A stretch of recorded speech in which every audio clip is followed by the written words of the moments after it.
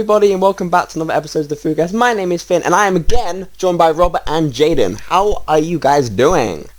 Hello.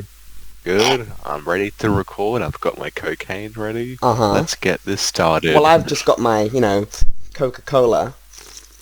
That's basically cocaine. Yeah. You're not wrong. It basically is cocaine. Did in the 80s they use, cocaine or elements of cocaine for, a drink or something? Yeah, they're pretty sure they use, coca plants. Yeah. When they found out it was bad for you, so they stopped. It's like cocaine gum. They always use, cocaine paste instead of toothpaste. They should have kept that back recipe. in, the West. Back in the old West. If I worked for the TVA, that would be the first thing I'd go back in time and do.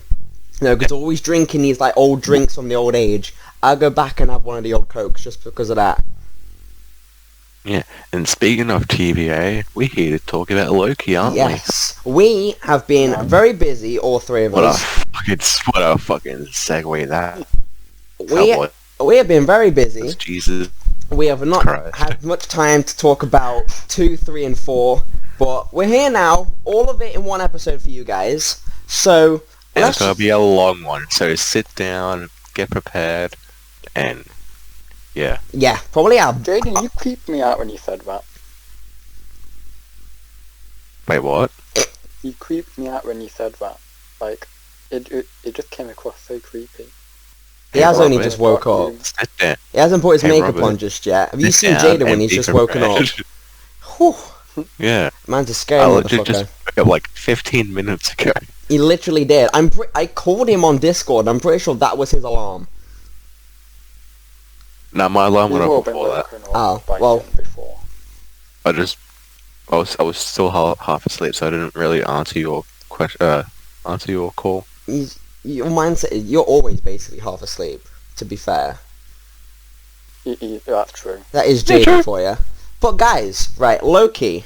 Right, real quick before we get into episode 2, I think it's best if we do 2, 3, and 4. Overall, before we get into each individual episode, what have you guys' thoughts overall of Loki so far? Love it. Better than Falcon and the Winter Soldier in WandaVision. I love it so much. I mean, I've seen loads of people say, when Winter Soldier came out, it's so much better than WandaVision. I agree. Obviously I've just said, it's better. But in a way, I'm pretty sure we said there's, a last, recording episode 1 for it. That they're all better in their own way, because WandaVision, Falcon and Winter Soldier, and Loki have their own sort of style. Yeah, because they're all very sort of different. Yeah. Yeah. They're different. So yeah, I like it better, but I still think they're all fantastic. Yeah. It's like... What I would say... Yeah, go on, Robert. Is there isn't really a character in Loki that, upsets me. Yes. Like Morgenthau from Falcon and Winter Soldier, where the Director Dick kind of from WandaVision. Yeah. Yeah. There's no character that's really fallen flat for me yet. Yeah, I'm actually with that. I think that's the reason why I'm really starting to like it. It's why I loved loads of elements from WandaVision. I loved Winter Soldier, but it's Morgenthau and just a few things from WandaVision that just... Yeah, it's like... Yeah.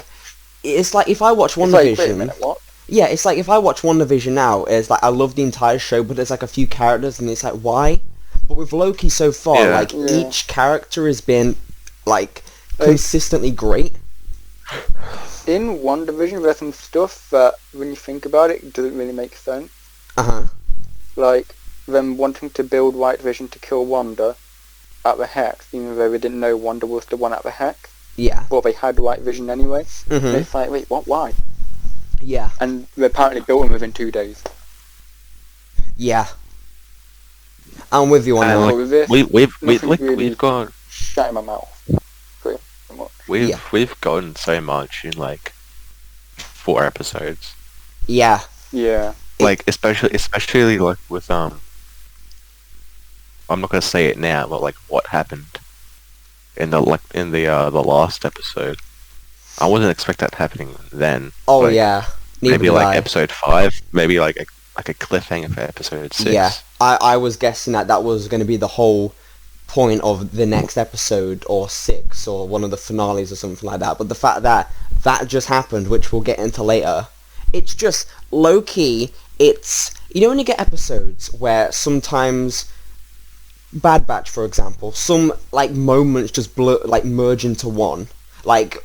It's say 3, 4, and 5. They sort of merge into one episode. Loki, each moment, each individual episodes, it feels everything so contained. Feels like it should be there. Yeah. Like nothing feels like, oh, they should have called that out, or they needed something extra there. Yeah. Whereas in Bad Batch, sometimes I feel like, okay, you should have cut this out. It didn't do anything. Yeah. It's like each episode. But Loki, I'm like, everything serves the point.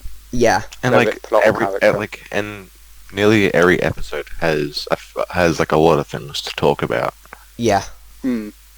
So they're like, oh yeah, episode 2 had this and that to talk about.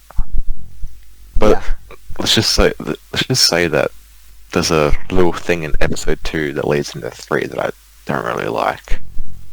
But we'll get to that. We'll get to that. Before, because it's been a while since I watched episode 2, so I watched it before I hopped on this call, right? And episode 2, okay, this is a great.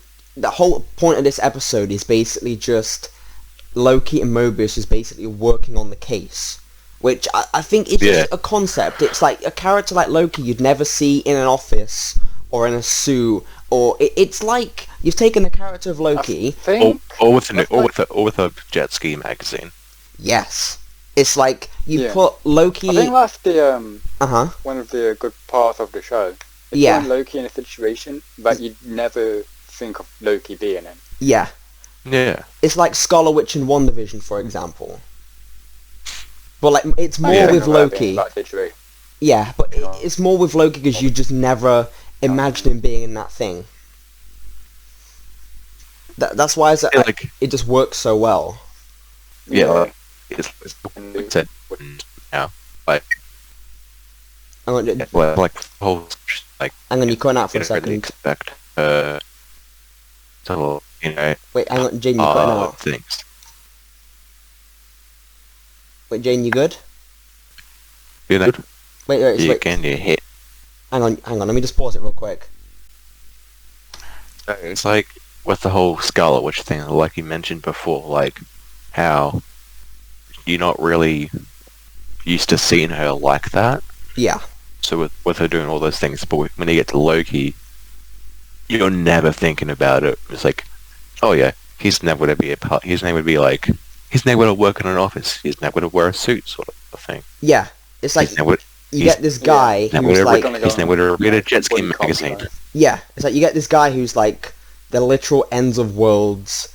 The look at me, ego, just giant like world conquering bad guy, and he's just X-Files. Giant narcissist. Yeah. My God, he is called the God of Mischief, and yet he's working in an office. I think that's why it works so well. Mischievous stuff in an office. Might as well be called the God of Paperwork, I guess. I'm surprised he didn't do anything like put a whoopee cushion on someone's chair yet, or like draw a dick on the wall, because that's what I do. Yeah. It's Loki. He's not the God of being a dickhead. Well, no, he is. That's exactly his thing. That's exactly his thing.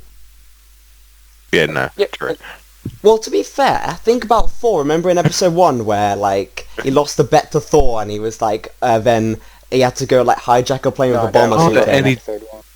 The whole deep Cooper thing, that's right. He lost the bet to Thor. That's pretty dickheadish of Thor. You know, like, oh, I lost the bet, what do you want me to do? I want to go down to Midgard and go, like, hijack a plane, we'll take a bunch of people hostage. Like, come on, Thor.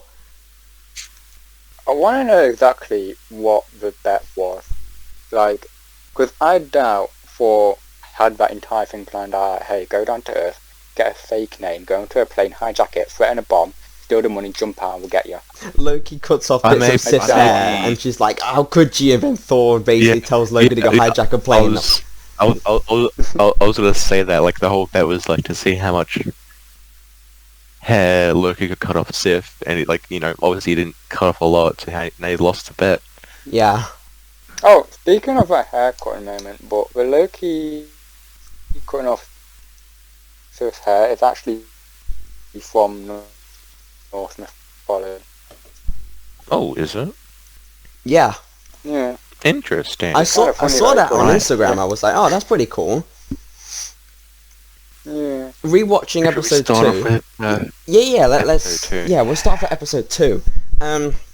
So when I watched this, right, I actually, when you watch something again and you appreciate more things, right? It's like the whole point. I've said this before. It's like the whole point of this episode was basically Loki trying to manipulate a few members of the TVA so he can basically get what he wants. But he ultimately realizes he's just like, I'm too underpowered here. I can't do that. So might as well just get on with it. Yeah. And at the same time, he's bonding with... The TVA, in a way, outsmart him because of how much they've dealt with different Lokis. Yeah. It's so like... They're kind of just used to it. It's like, even if Loki escapes, they're like, dude, wherever you go, you'll just cause a timeline mess up, and then we'll just come and get you. Yeah. Yeah. And I did really like the start, where I wasn't sure if this was like medieval times, and it was like some weird medieval dress up in like the 80s or something. And I did really like the... Bloody a lot, I tell you. Yeah, bloody like weird cult-ish people or something. I don't know what it was.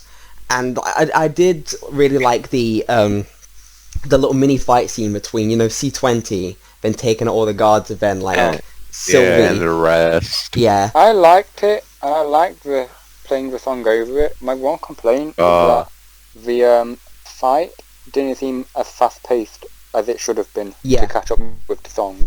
Yeah. It felt so off. I agree. It was what they should have done for it? They should do like an Edgar Wright sort of style. How, like, do you know how he has fight scenes in his movies, right? And how they link the beat of a song. Yeah. Yeah. That would have been pretty cool. I think that would have been cool. Just like...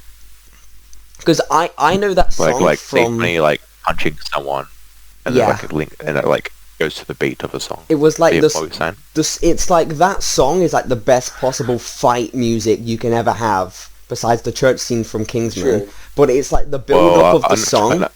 I know a few other good songs. Yeah. There's loads of good fight scene songs. It's like the build-up of the song. That's like when the common ones. Yeah, it's like the build-up of the song. That's when they did the fight, and when the actual song bit started playing, that's when it was a bit quiet. And I know that song from the absolute cinematic masterpiece that is Shrek 2. Okay. Yeah, I was gonna say you better not say anything else other than Shrek 2. Yeah, I think that's where it actually came from. Robert, get out. Get out. We don't talk about Shrek the Third over here. No. What about Shrek 4?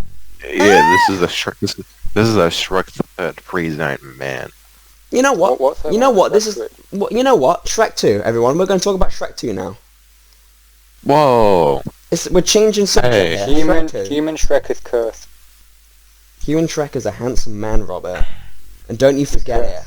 He's absolutely cursed. He's not. Hang on a sec. He pulled a Loki and it is cursed. Shrek 2 is an absolute cinematic masterpiece, okay? And one day, for our 100 podcast special, that's what we'll do it on. Mark my words, okay? Take this little clip here. That's what we're doing it on, Shrek 2. When we get to 100, okay, we're going to sit down and talk about Shrek 2. If we ever do get to 100. We will get to 100. I don't see any reason why we wouldn't. But anyways, back to Loki. So... Just keep uploading, like, quote-unquote useless episodes to get to 100. Yeah. Now, I should upload all, like, the outtakes as, like, a whole episode. If I can clip. Just all the outtakes. Episode, like that's... Just... Like, there's like, oh, jeez, we're at 98, we need someone to get to 99. Just upload all the sound checks as like a mini episode. Just put in quotation marks, it's a spin-off. Behind the scenes. It's a behind-the-scenes spin-off remake podcast to get to... Reboot. Revival. I mean, filmmakers make movies to get to other movies, you know. Why can't we do it? Exactly. Yeah. But back to Loki. Yeah, back to Loki for a second. I don't know why that makes me laugh. But yeah, I loved that song so much. I'm so glad it was used. And I think the scene afterwards was really good of how, like, what was it, Miss Minutes? And she's there like a weird android live Looney Tunes little thing. It's so wacky, but, like, it suits it so well. And she's there, like, quizzing Loki on stuff about the TVA. Oh god, Robert just turned into a robot. Robert, say that again? What were you saying? Say that again? What I said, I can't remember. Okay. I can't remember. Okay. Oh, boo. Anyway. I don't remember what I was saying when I cut out. Yeah, you're all roboty for a second. But I do love how he's there, like, talking about, like, the TVA, and then he's there, like being quizzed on it, and Loki's there in, like, the suit. It's like, you'd never see Loki wearing that. Yeah. You know? And then... I like how I said a variant on the back. Yeah. And I think one of the highlights of that episode is when he met up with everyone, and then they're going through, like, various different Lokis they dealt with in the past, and his, like, reactions to other things. They met up with who? You know, all the people that are gonna go to that tent thing where the fight scene took place. Oh, I thought you said he met up with Obi-Wan. I was like... No! Finn, what sort of drugs are you taking, I would have mentioned that. Highlight of the episode is definitely when he, like Obi-Wan met up with Loki. But I did love his reaction when he's going through all the different versions of Loki, and he's there, like, pretty tame. He's just like, oh yeah, there's a version of me where I'm still a frost giant, and there's, like, a weird hulking version. He's like, oh, he looks at it. I can just imagine, like, Loki just watching that, and he's like, oh hey, I know that guy. He's a friend from work. Yeah, that's me. Hey, I know he's a friend from work. That the cyclist Loki they showed was just a Loki that was genuinely good, and that was why, like, the TVA pruned him. Did you know that, like, that Loki there, like the cyclist Loki, that's like the actual image they used was a behind the scenes picture for Thor Ragnarok when Loki, like, Tom Hiddleston was waving. They used that exact picture. Oh, that's cool. And just put a cyclist outfit over it. I love how, like, when they show all these actual versions of Loki, and then it just so wacky, and you've just got this, like, Olympic version of Loki. Yeah. You got some, like, Jekyll and Hyde looking ass Loki. Yeah, it shows, like, all the actual versions of, like, it just shows how wacky the multiverse is, and I love it. Yeah. And I think... think... everyone's saying, oh yeah, the multiverse won't happen. Bro, have a look at this. Disney can literally... Right, this is what I love. Disney can literally do, like, pretty much whatever they want. Disney is Homelander, but not evil. What, like... Okay. Well... Okay. Well, true. Okay. Remembering back to Donald Duck Nazi. Hey. No, not that. I thought you were going to sit here and start defending that. I genuinely thought he was like, I thought it was just like, hang on a second. I thought he was going to start defending that for a second. I'm not defending it. I'm just saying there have been worse things than Donald Duck being a Nazi. I get what you mean, but it's just the fact that in terms of the MCU, they can literally, they've got, like, the money, they've got the creative people to literally get everything that we want done. Think about the MCU, they've right? They've got Kevin fucking Feige. Yeah, it's like, think about the MCU, right? There's so many things that we want, and it's all happening, you know? Like, all the characters in the movies we're asking for, we're finally getting. You know, it's just like, you ask and you shall receive. The mouse will give. No, Finn, it's like... nice take. Finn, it's like, you ask and you shall receive, plus a whole lot more. Yeah. Like 10 projects a year now or something like that. Yeah, because we've already had WandaVision, we've had Falcon and the Winter Soldier, we've got Black Widow, and we've got a few other things I can't be bothered mentioning. Yeah. It's just, it's crazy how much stuff we're getting, and it's just, look at all these different versions of Loki, it's just like, we're here and now, like, we're here, they're all different as well. Yeah, it's like, we've gotten to the point where we're making stuff of characters from a different dimension. Or anything like that. They're not like new sequels to not like the same thing, sort of. Yeah, thing. it's like with. I do find it kind of cool how we're using Loki. Like, could you imagine back in like 2011 to 2012 when the first Thor movie and the first Avengers movie came out with Loki as the villain of both? Like, could you ever imagine a time back then when you'd have thought we're going to get an entire show about Loki, like after he died, but before he died? Working for like the X-Files. It's about bringing it's about bringing the multiverse together. I love the concepts. I do. I love the concepts of the shows and the movies and stuff. Yeah. Yeah. I Just think... Yeah, go on, Jaden. I was gonna say, just imagine if Tom Hiddleston got the role of Thor, because I'm pretty sure, because he did audition for Thor. That would have been strange. Or I mean, they could always do a reference to that, where it's like a universe where Loki is Thor. They could always reference that. I mean, one Loki in that.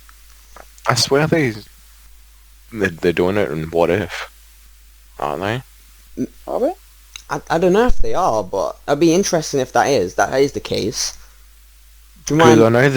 I know there's one Thor thing, so it'd be pretty cool to have like another. Yeah. Do you mind if I move on to another thing about the episode 2 that I thought was probably like one of my other favourite parts? Is when Loki's exploring the...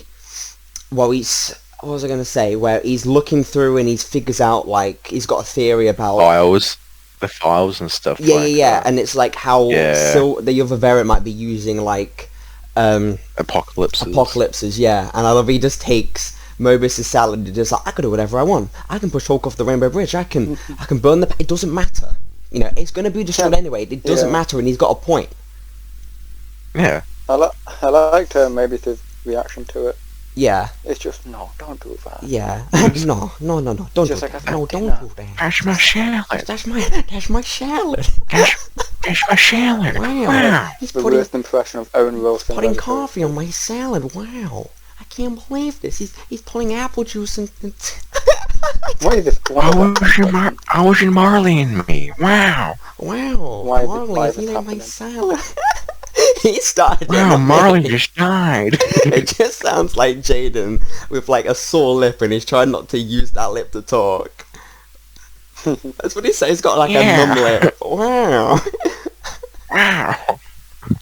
Sound like a Minecraft villager now. Wow. Can we just move on now? Yeah, let's move on. Please.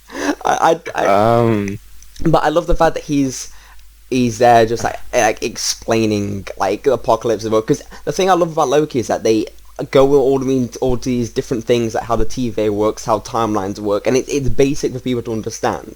It's one of those things in Loki where I at no point have I been like, wait, so if that multiverse thing that messes up this timeline, and it seems pretty basic, right? And it's difficult to get that right. Yeah. If you know what I mean. I do like how they establish these things as like being, oh, this is how it is, but then immediately have Loki question it. Yeah. Yeah. It does kind of make like sense and stuff. I do. It's interesting to see how like Mobius just at first just doesn't believe him, because before they went to like the tent and stuff, Loki was basically just trying to trick him, and then basically just I need to see the timekeepers I want to think they're in danger, and he's kind of losing faith in Loki, and it's there's no point in having him around. He's just going to try and stab me in the back or trick me or something like that. But it's cool how they both generally get giddy about it. It's like what Mobius like legitimately said in the episode, is like that Loki has literally stabbed people in the back. I'll never do it again. It's got old now. Yeah. Oh, and going back to the Ragnarok thing, how Mobius like brought it up and it's like, oh yes, so very sad. But anyway. Oh yeah. I find it funny because when he first thought he genuinely looked upset, and then in that scene he was just, yeah, I don't care. Yeah. Well, I think it's like indiscreetly he's really upset, and then when he's with other people he tries not to show because he's trying to be like manipulative. He's just trying to get it over, and he's trying to get this thing over and done with. Yeah. Without showing emotion, I guess. what was the scene after that? Is when they went to Pompeii, wasn't it? Which I think as a concept is really cool. They're going over to all these different points in time. That was cool. I like that. You know, like, because if, like, say if you were in that situation and Mobius would just like, okay, well, maybe try and make some bird noise. You'd be like, no. You wouldn't miss the opportunity and just go make bird noises. You go piss about, wouldn't you? Yeah, no, but I think the bird noises were for that if they see the variant. Yeah. It's like, see if I'm the pretty timeline, like, messes up. But obviously Loki's just like, well, it's literally the end of the world. He's excited about it. And you know when he's running around, it's like, causing chaos, and he's just like, nothing matters, there's no consequences. He lets the goats out, he breaks some things. Yeah. But you know when he's running around going, nothing matters, there's no consequences, that reminds me of the ending of WandaVision, where she just, like, enslaves an entire town. It's like, there's no consequences, nothing matters. That's basically what it reminded me of. Yes. Pretty much. It was just the ending of WandaVision. I like it how, like, before, like, obviously previously, they brought up the thing of how the whole apocalypse thing, how the variants hide in the apocalypse, and in apocalypses. And rather just saying, oh yeah, the variant is doing this, they showed that when you go to an apocalypse and you fuck some things up, it doesn't matter. Yeah. I like how they show it rather than just saying it. Yeah. I like that. Makes sense as well.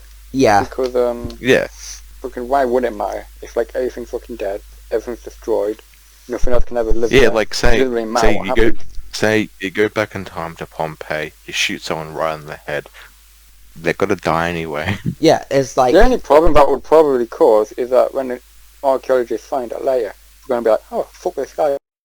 Yeah. Bullet in his head. It's like, wait, why is there a bullet in his head from this time? Yeah. And this was like thousands of years ago. But it is cool how they're sort of exploring their own rules and like what can work and how to overcome this, and I think that's really cool how it's, you know, there's actually like there's rules that are established and then they're trying to find ways that, wait, hang on, but if you do this, will that do that? And they're questioning things. I think it's also a thing of like, I think the MCU is creating their own rules for the multiverse and timeline. Because typically timelines and multiverses are like separate things. But with the MCU, I think they're kind of combining the two. Yeah. Yeah, yeah. As long as we get characters from different multiverses. I mean, like, they're doing it in a kind of a clever way with the... Because you never really seen time travel or something like this before. As in, like, you cause something... we've got is Endgame, but... It's like if you do something, it doesn't mess up the entire timeline. Well, right, if you do something, it doesn't change... Yeah, it doesn't change... You know, like, Back to the Future. Yeah. Like, it invented its own time travel method and rules. Yeah, I like that. I really do enjoy that. It's like, say if that was the actual case, right? And they went back in time and did this right. That, say, for example, Guardians 1 was your favourite movie. They went back and did something right. That'll basically make that entire movie just... You know what I mean? It's like... It's like, I can still enjoy it, but now no, that's not what happened anymore. Yeah, that event's just going to be erased anyways. Yeah. But I did... like enjoy like the whole point of the episode about they were getting really giddy because Loki at the same time is just like, I just want to prove that I'm the superior Loki because of his ego is just way too big. Yeah. And he's just basically yeah, go on. How do they get? Is it like were they suspended or? Wait, what are you talking like when Mobius and Loki are working together in the files and stuff like that, when they're like suspended or something like that, because they weren't allowed to go like on another trip. But they were still allowed to look at stuff. Yeah, I mean, I know like they were allowed to look at like stuff, but just didn't. I don't know. But yeah. I mean, maybe they still had access to do all his other stuff. It's just he was verbally told not to. Yeah. True. So he could still do it if he wanted. Yeah. I did like... Also, another thing that I really liked is, you know how this is on the topic of Mobius and Loki and all that. I love how they're just like working together and trying to figure out the case, right? Mobius wants to find out so he can basically solve the case. Loki just wants to prove it's like the superior Loki. But I think my favourite interaction with him this whole episode was the fact that Loki's just like, so, right, let me get this straight. I respect you, you're really smart, right? But you lose me when you say 3 giant lizards created this big TVA and they're in charge of the sacred timeline and they created all of you, and then it does sound bonkers, and then Mobius is just like, well, hang on, right, let me just say this, right? You are a frost giant from a different realm, and your dad is like the king of thunder with a big palace in the sky, basically king of the heavens. Like, I think that was, you know what I mean? It's just like, that's completely kind different. Of thing of like, I like it the comparison and stuff like that. Yeah. So they're talking to the audience, being like, hey, you can accept that shit, so accept this shit as well. Yeah. Yeah. And like another like a little interaction that I like between the two is that at the start with like the whole jet ski thing, how Mobius like really wants to go on a jet ski. Yeah. Like ride a jet ski and all of that. That's pretty cool. I like that. I think pretty sure that's gonna be his like origin. Yeah. Like his previous like self was a jet ski guy or something. Yeah. I think that moment it sort of he's a pro jet. He's actually Owen Wilson on a jet ski. Oh, you know what we're gonna do, right? Oh my god! I know in the finale. I know exactly where he's going with this. We're gonna have like the squad, right? We're gonna have like Loki, Sylvie, and B-19, and we're all gonna be like friends by the end of it, probably, hopefully. All chilling on a beach. Talking.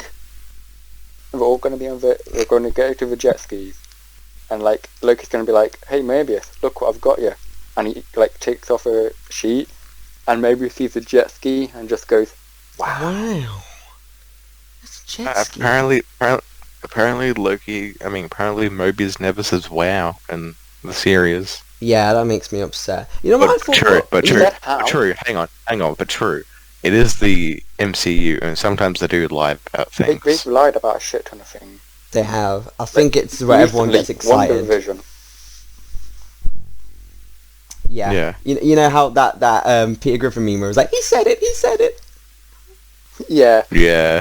You know what I thought where Robert was going with his point? I thought he was going to say something like he'd go into like a different multiverse where there's loads of different Mobiuses, but they're all past roles of Owen Wilson. Like you've got Lightning McQueen, you've got the little cowboy from like the museum.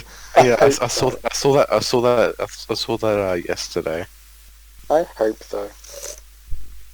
That would actually be really funny to see. They'd be pretty cool.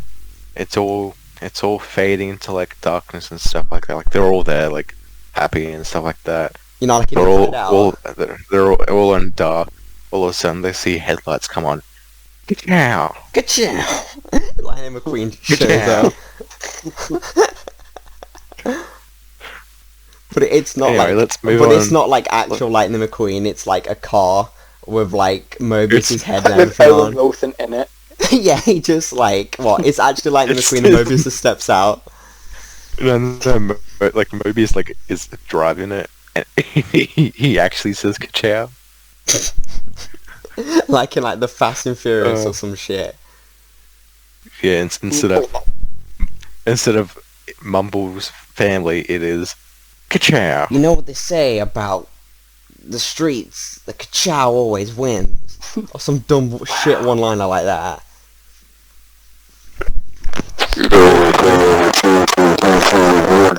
That's all I hear.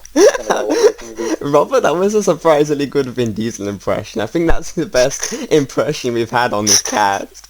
Just mumble into a mic on screen. No shade to Vin Diesel, but I think that's Vin Diesel right there, guys. What are you on about? It's not Robert. Hang on, I need to double check that he didn't just join right here. I need to double check. You know, like subtitles Is Vin Diesel on. even in the chat? You know, like you had subtitles on, it just says like Vin Diesel quotes. Just like a bunch of capital R's. But back to Loki for a second. I think actually I want to ask you guys, right? What is? Ask away. I will. What was your thoughts on the entire like third act finale of this episode? You know, when it goes like 2050.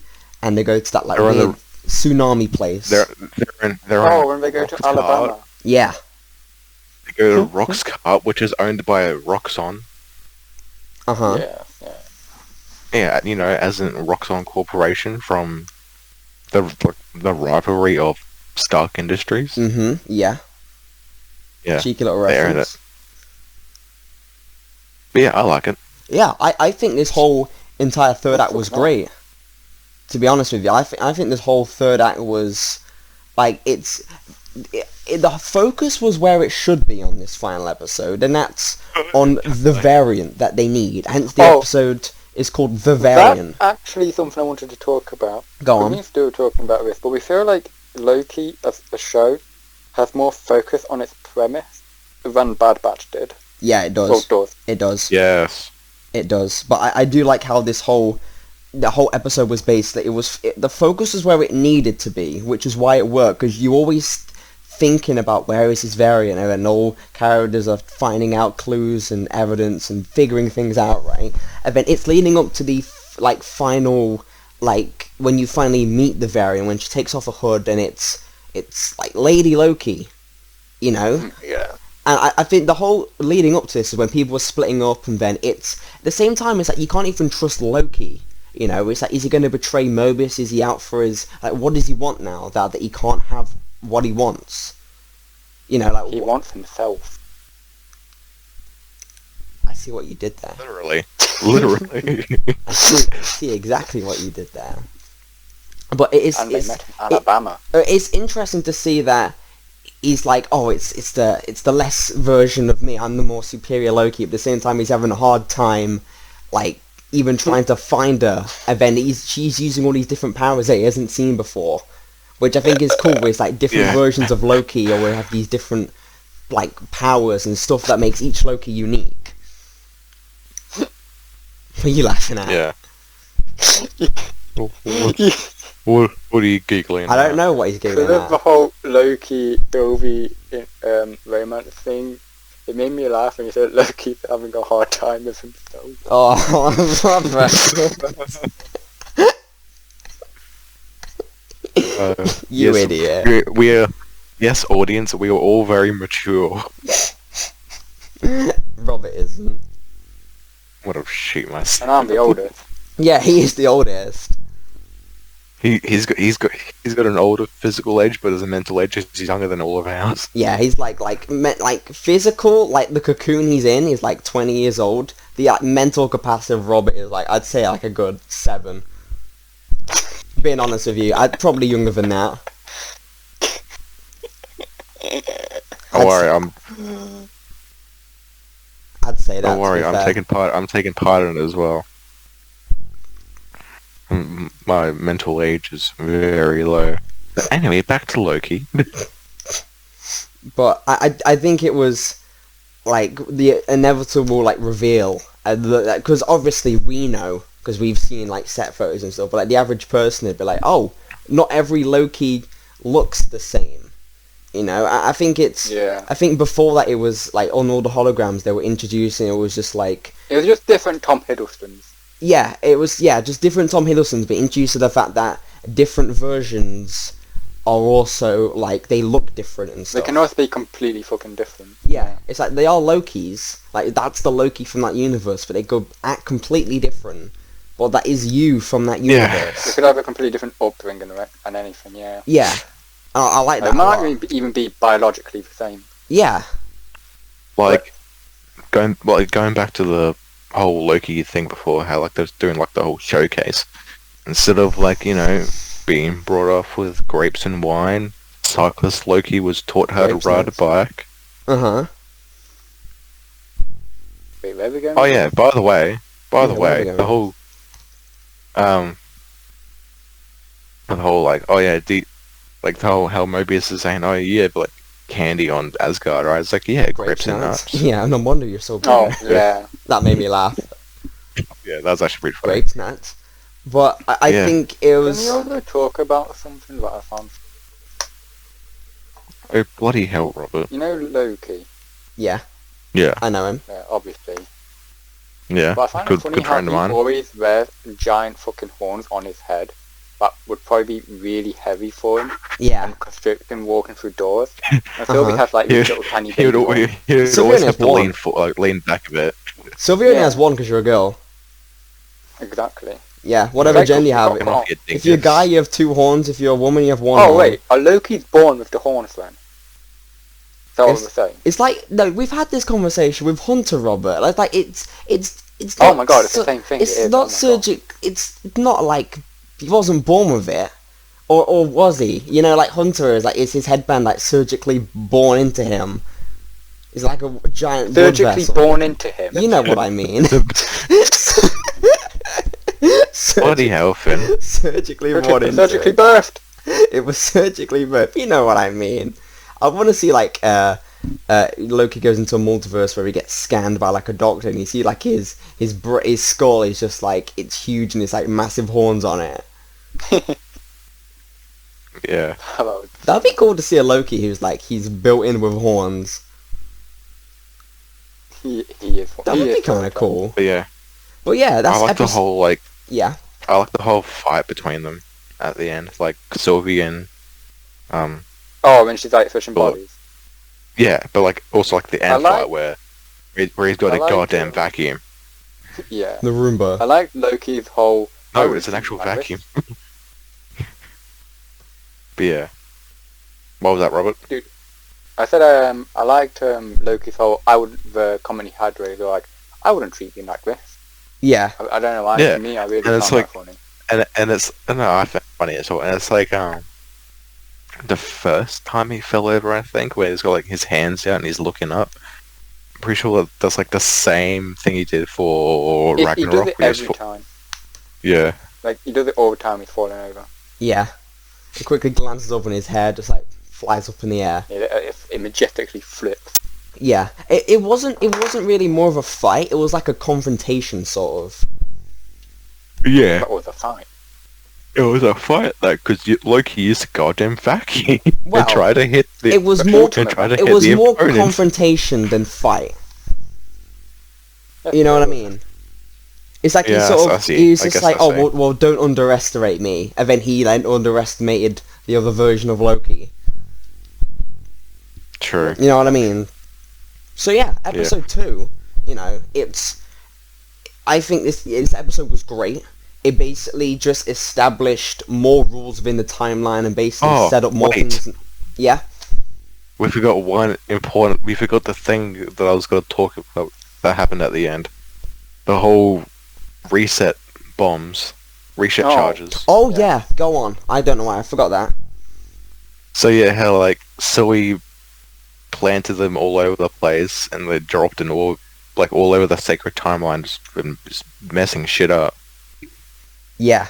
And how that, like, I'm gonna quickly go into like episode 3 for a second. How all that happens, right? But when episode 3 comes along, it's just, hey, we can just fix it like that. Easy, it's done. There you go. Yeah, but like as an ending, it was like you don't know where Loki goes to when he steps through the portal.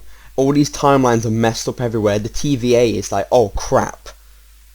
We got an oopsie here, guys. Yeah. But it's like, as an ending, you know, it was like, oh crap, as soon as he steps through that little, like, TVA portal, that's when the episode ends, and it's like, where's he going to?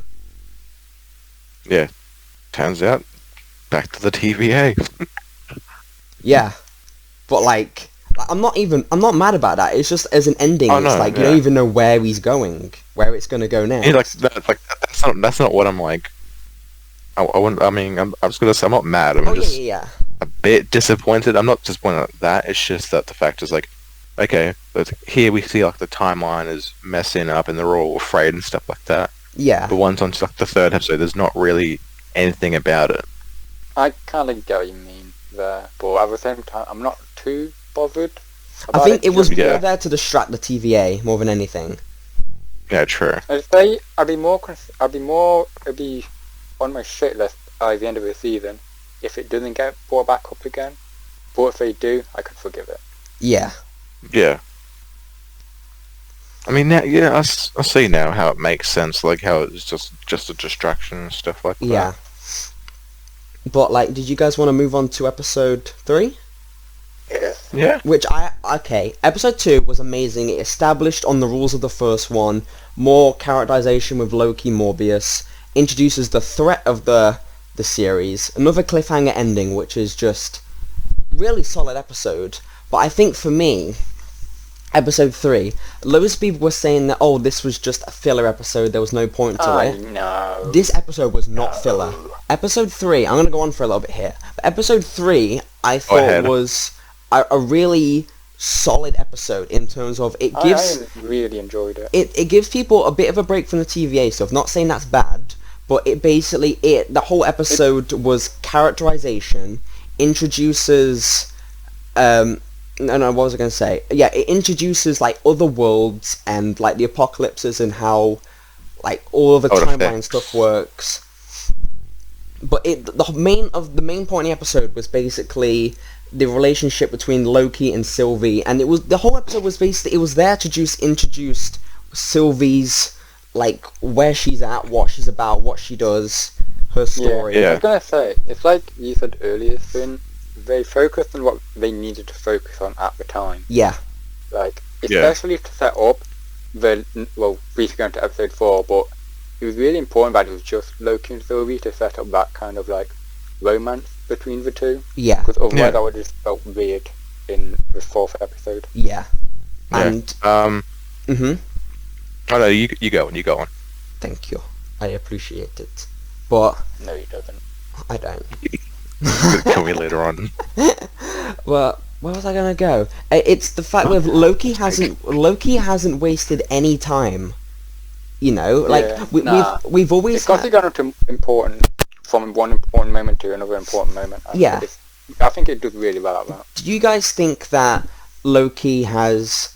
I mean, it's set up the time that it needs to set up the TVA stuff. It's had the moments with Loki experiencing, like, what of inevitably that happens to him, his time with Mobius, and it's like the right amount of time, you know, there's never too little, never too long, it's like the right amount of just time spent. Nothing ever goes too quick, and I think one of the best things about the MCU shows is that, say for example, you know, the bit where Loki was watching what inevitably happens with him and Thanos, you can, because of the more time that you've got, you can leave the shots on their faces for longer, and you get more of an emotional impact, and you can see the genuine, like, fear and, like, sadness and stuff. Yeah. Because, like, in, like, watching that, like, a little film that he was watching about, like his life, the last thing he saw was not Thanos killing him. The last thing he saw was Thor,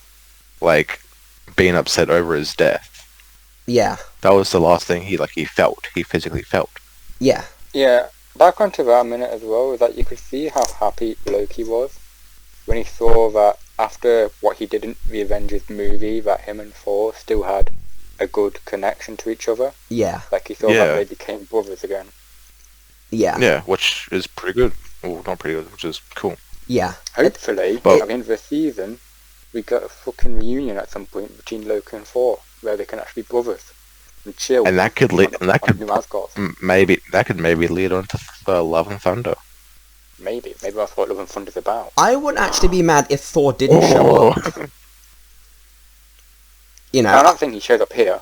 Oh yeah. Like, yeah. I'm saying just at some point, Loki and Thor need to meet up again. Yeah, I agree. One thing I want to say about episode 3 is that, like, here we go, controversial opinion coming up. Brace yourself. Oh, here we go. Mm-hmm. Personally, I felt that this episode, like, I really enjoyed it. Like, I loved it. I loved it all. Like all of them. I only like found it a bit weaker than the other episodes. Mainly because I didn't have much of the TVA stuff involved. I'm actually going to hard disagree. Same. Get your opinion out of here. Oh my god. See, told you it was very controversial. You need to give us a warning when you do your Vin Diesel, Robert. It scares the shit out of me. My headphones Vin Diesel Filoni impression. My headphones are on blast right now, Robert. My god. No, you don't. Robert doesn't need to warn us because it's not Robert at all. It's Vin Diesel doing it. Yeah, Vinny. Exactly. Vinny, you're not invited to this Vinny. cast. Vinny. Vinny, get out. Oh my god. Right. Let me pick this up real quick. Right. I think the reason why episode 3 works so well is because it takes away from the TVA. I get what you're saying, Jaden, and I think I love this episode so much. Right. I say this all the time. One of the reasons why I love this episode so much is how much other sci-fi things have made a massive influence on this episode itself. This episode it very much reminded me of Interstellar-esque meets Blade Runner. With a lot of Ragnarok elements thrown into it. You know, it's just the way that the MCU has used their cinematography recently. Beforehand in the MCU, it was just okay, it was just basic, you got some lovely shots, but in the shows, specifically Loki, each shot looks incredible, especially on Lamentis. They also have more time to shoot it as well. Yeah, and also, just gonna say, when I say like I found it weaker, like picture like. It's only just shaving a bit off. That's how weak it is. Just like shaving a tiny bit off. Yeah. So like, I like 0.00.1% of how weak it is.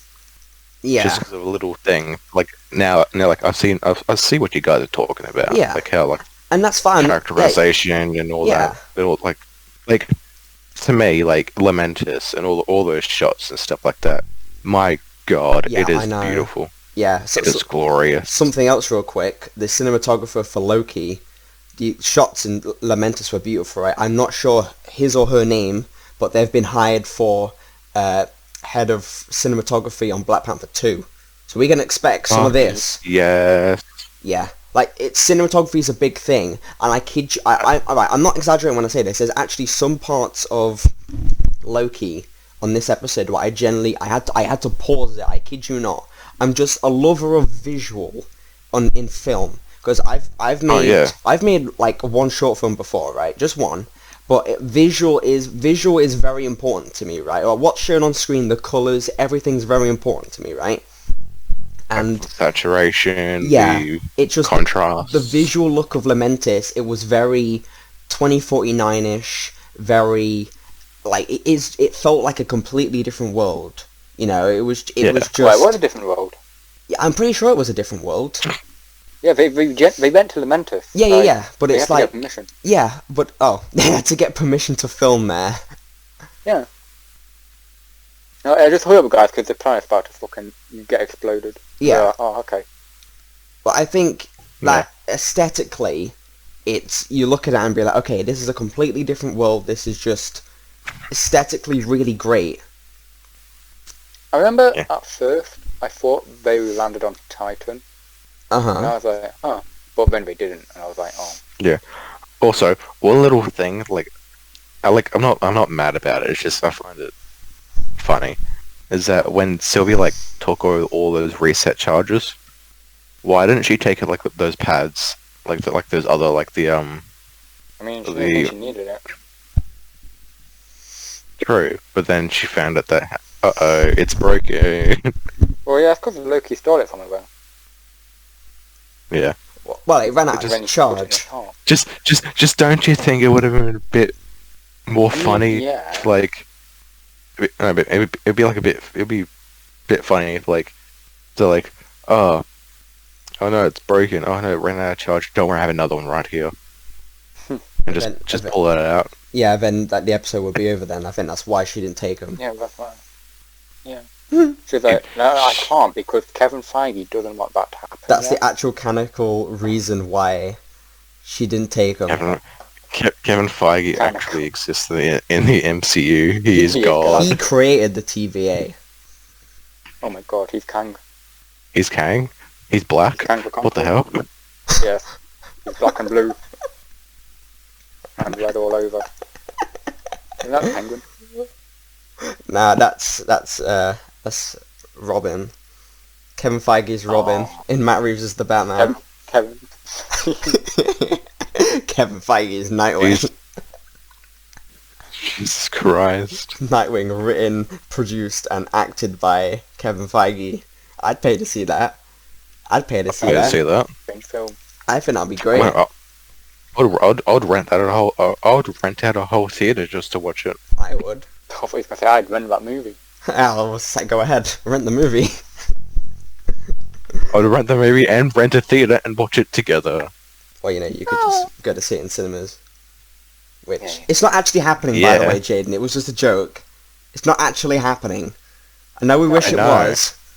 I've just emailed this pitch to Kevin Feige now, and he's come back to me and been like, yeah, I'm doing it. No, but Finn, just think about it. Like, if you rent out a theater, right, and if you rent out the movie, that's more money that goes towards Nightwing. More money that goes to... So you can make more Nightwing Kevin Feige movies. Exactly. This is why we love Australian people. I don't. Why? Because, well, you're Australian, you just gave that absolute banger of an idea. Absolute ripper of idea. Oh, true. All Australians. Lamentis kind of reminds me of Australia. Well, what? In Australia, do you get, like, meteors flying down all the time? No, but hang on. Robert, I am not representative of all Australians. I can tell you that. Jaden's the one wrong in the country. The shit that I have done in my life, I am not a representative. Kevin Feige invented the TVA. Jaden invented Australia, and he invented all kangaroos. Have you ever seen an Australian person that's not a kangaroo? This is why.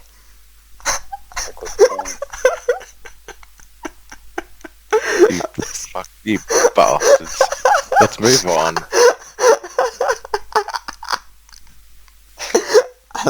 I'm laughing hard at my own joke, but Lamentis, it's such a great idea of an episode. That's why it made me so happy. It's just you just get them trapped on this sort of apocalyptic world. That's a concept that it's like we would make up. Yeah, I liked it.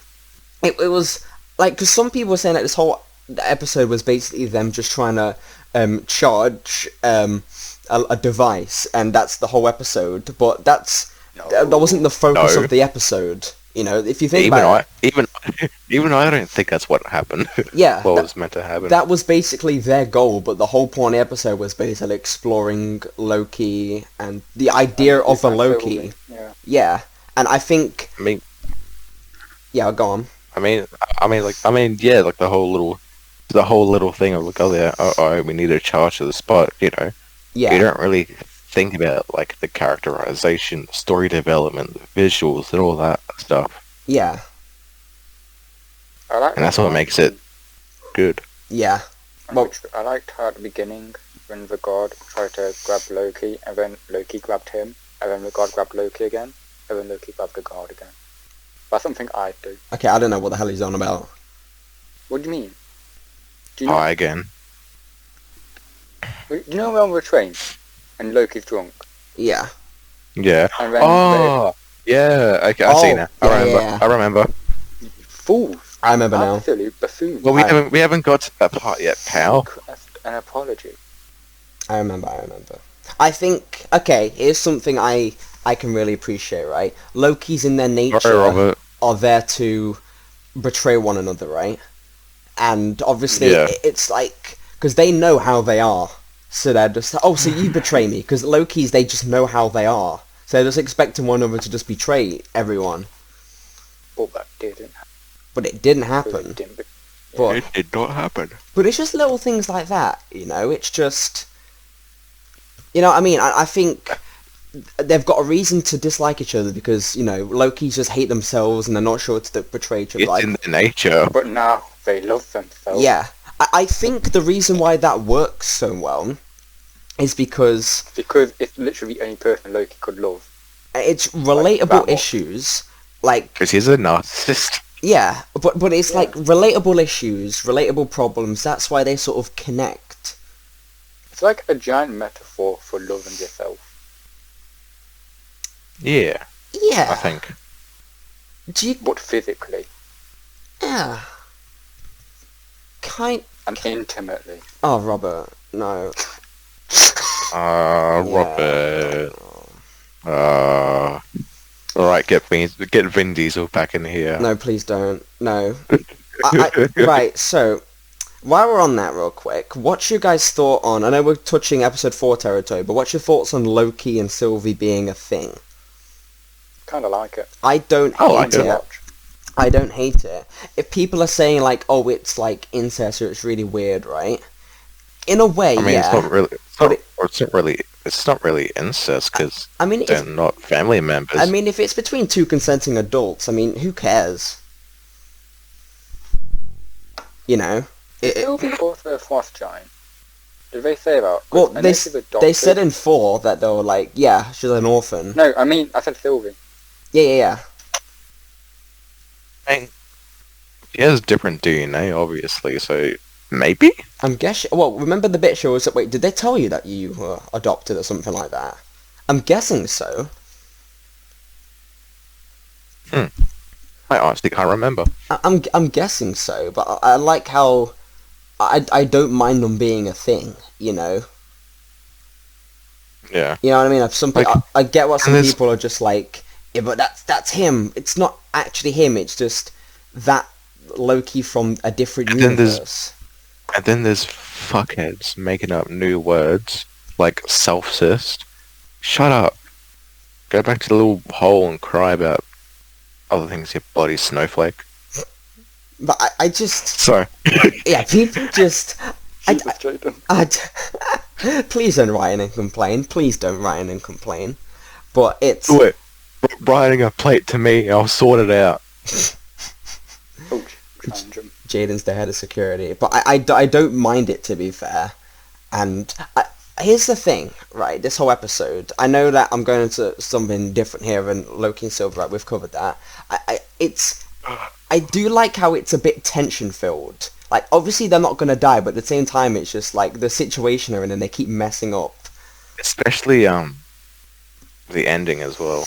Yeah. Like the third act where they're in that little town sort of thing, the city. Yeah, that was very Ragnarok, Guardians of the Galaxy sort of place. It kind of reminded me of Nowhere. And that whole one shot as well.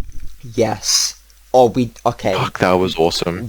I did not know it was one shot until I rewatched it, and I was like, holy, it's like they didn't have to do that. But that is commitment. Yeah, that is commitment. It's like season 3 of Daredevil, right? They didn't have to do that one take scene, but it's so effective. Oh, they did. Yeah, but it's like, you know, if they just did like cut and shots and stuff, like somebody, like you wouldn't really care.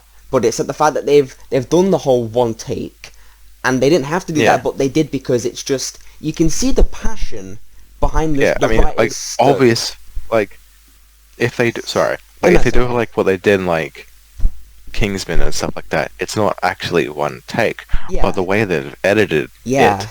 Oh yeah, you can see where like the cuts are. Yeah. Yeah, like the way it's edited and stuff like that, it makes it look so good. Yeah. I like how at the end of that scene, when we get to the arc and we see it collapse, Loki just turns around and walks away. It's like, oh, yeah, and Loki's just like, never mind, it's a cab, get in.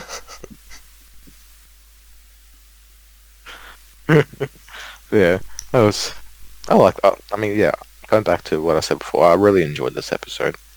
Yeah, it was... I give it a 10 out of 10. I don't think there's anything wrong with this episode. It was paced really well. I'm going to give it a 9.9 out of 10. Fuck. I hate you. I will give it a 10. Yeah, it is a 10. I don't understand some people... Because I've watched some reviews online of some people saying that this whole episode was just Loki stepping into that filler territory, and I'm just like, no, you need the relationships of characters to blossom and spend time with each other. Even I'm not. If that episode was considered filler, then nearly every episode of Bad Batch is filler. Yeah. Which I don't think it is. Yeah. But if you're going to make that comparison, you have to accept that. It's not filler. It was... Even I, the person who said that it was a little bit weak, says that it's not filler. Yeah. It is probably my favourite Loki episode. Also, the whole train scene I thought was really good. You know, the bit where he goes, another, and he smashed it down. That's a reference to Thor 1. Yes. But it's also a reference to, Asgardian culture. Yeah. But the fight scene was really well done on the train as well, right? I liked the entire train scene. Like, I brought this up earlier. Yeah. And then you just kind of ignored it. Sorry. Okay. We're back on it now. You can make your points.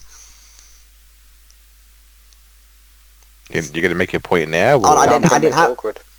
Okay, Robert's just gonna... Alright, Jane, you continue what you were saying.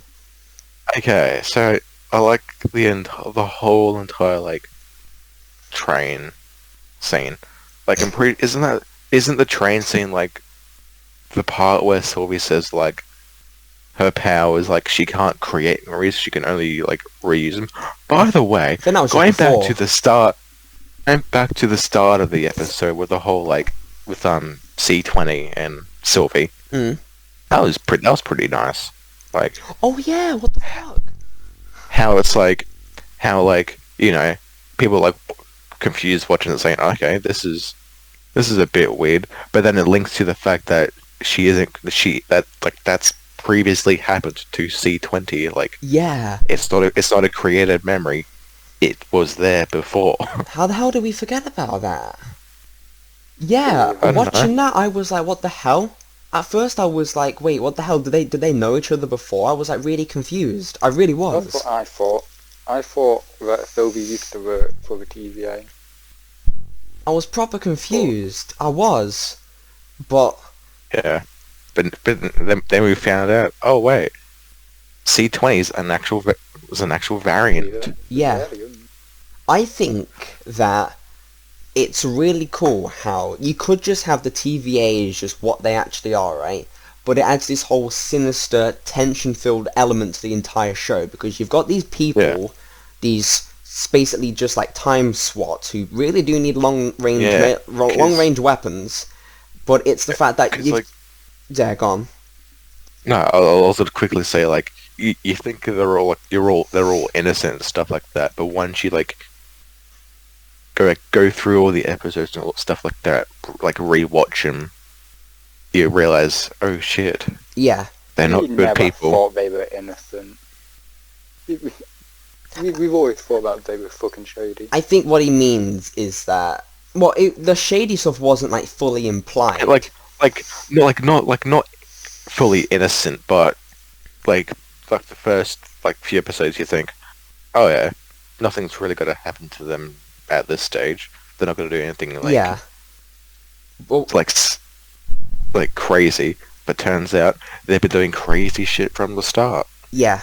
I'm wondering who all knows of the TVA being variants, because the Renslayer. Who is it? The judge lady. Yeah. Like, I wonder if she knows, or she's Ravonna Renslayer. Really, she does. Yeah, or she does. Really. But I think that it just flips the entire concept of the show on its head.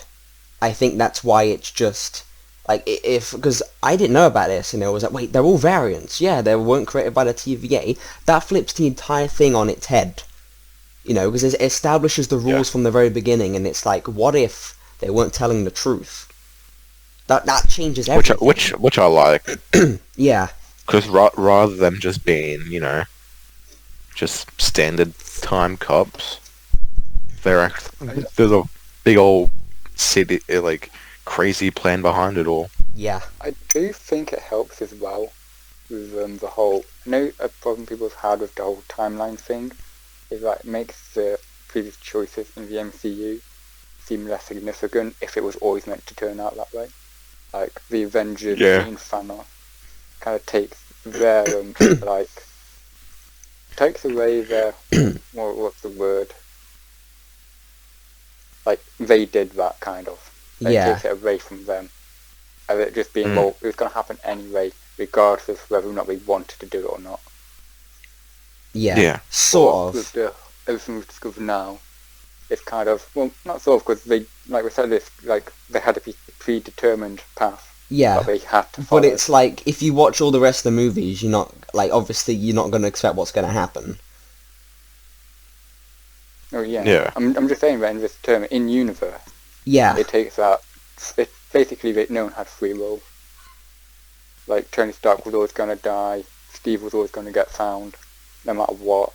Yeah. But with this, it kind of like goes, maybe the timeline isn't so sacred, linear after all. Yeah. I do get what you mean by that. Yeah, it is interesting. Yeah. But like this, I can't believe we actually forgot to talk about that right off the very start. But like, it was like, think about it, right? Episode 2, Loki ends through this weird portal, and it just begins like that. And it's just like, what? Like, it's... Lamentis is probably one of my favourite TV episodes I've ever seen, gonna be honest with you. I absolutely love this episode. Even if I'm not on a big Loki binge, if I'm sitting there one day, I'll be like, I'm gonna take that one.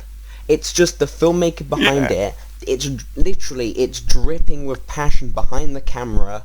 Everyone has passion for it. It was, this whole episode is filmmaking. Okay? It was... Yeah. Visually, it was amazing. Just character work was top notch. The ending was like the big fight scene to get to the shuttle explodes, the camera swings around, everyone's reaction, all the town people are on their knees, and it ends. You know, obviously they're going to escape and get off. You think of the TVA is going to arrest them first thing, like, that's basically what happens and what does happen. But the fact that they just ends it like that, and it's like, oh crap, they've been working to get off this thing the whole episode of, and it's just, they've got nothing left. I think that's what I liked about it. Yeah. As well, because it wasn't just, hey, we've got an ear, like, didn't mean to bring up Bad Batch again, but in Bad Batch, it's like, oh hey, we've crashed on this planet. Oh, by the end of the episode, they managed to escape, and with nothing really much happening in the episode. Yeah. But and time to go to another planet. It ended with them being like, oh fuck, we can't get off. Yeah. Yeah. That kind of makes like, it all worth it in the end. And also, just a little thing, going back to that train scene again, Loki's song, that was a good part. To Sylvie. I like how he got all sus when he started looking at Sylvie as well. Yeah. Yeah, like how, Loki's just good old singing that song, everyone's just joining him around it, and Sylvie is just confused. She didn't look confused. She looked more... Well, concerned. Because they're trying to stay like undercover and stuff like that. Yeah, and taken back. Well, not undercover, but stay out of like. Yeah, she deals with many emotions, that girl. She does. Yeah, but shall we talk about episode 4, my personal favourite of all? My favourite as well. Yeah, I thought that would be your guys' favourite. Like, I think the reason I love Lamentis so much is because, my catchphrase... The visuals. Yeah, my typical catchphrase is just like, oh, it's so much like Blade Runner. Which I say so much now. You used it this time. I used it. I say that so often. It's like there's certain Bad Batch episodes. I said it. He said it. That's literally. He said it. I write that in my bio. But yeah, episode 4. Okay, dude. If there's anything that Disney Plus shows have been about, right, is when you build up something like, oh my god, is so and so going to show up? Is this going to happen? Yes. It happened. It happens. This show lives up to the hype with... I mean, go back to WandaVision, right? It'd be like... fuck with you. Yeah, it doesn't. It's like, say for example, WandaVision, people are like, oh my god, is Magneto going to show up? So hard. Yeah, it's like, is Magneto going to show up? Yeah, but it's like, what happens in Loki, people are really excited for so-and-so things to happen, and it suits the show. Sorry, Jane, give me 2 seconds.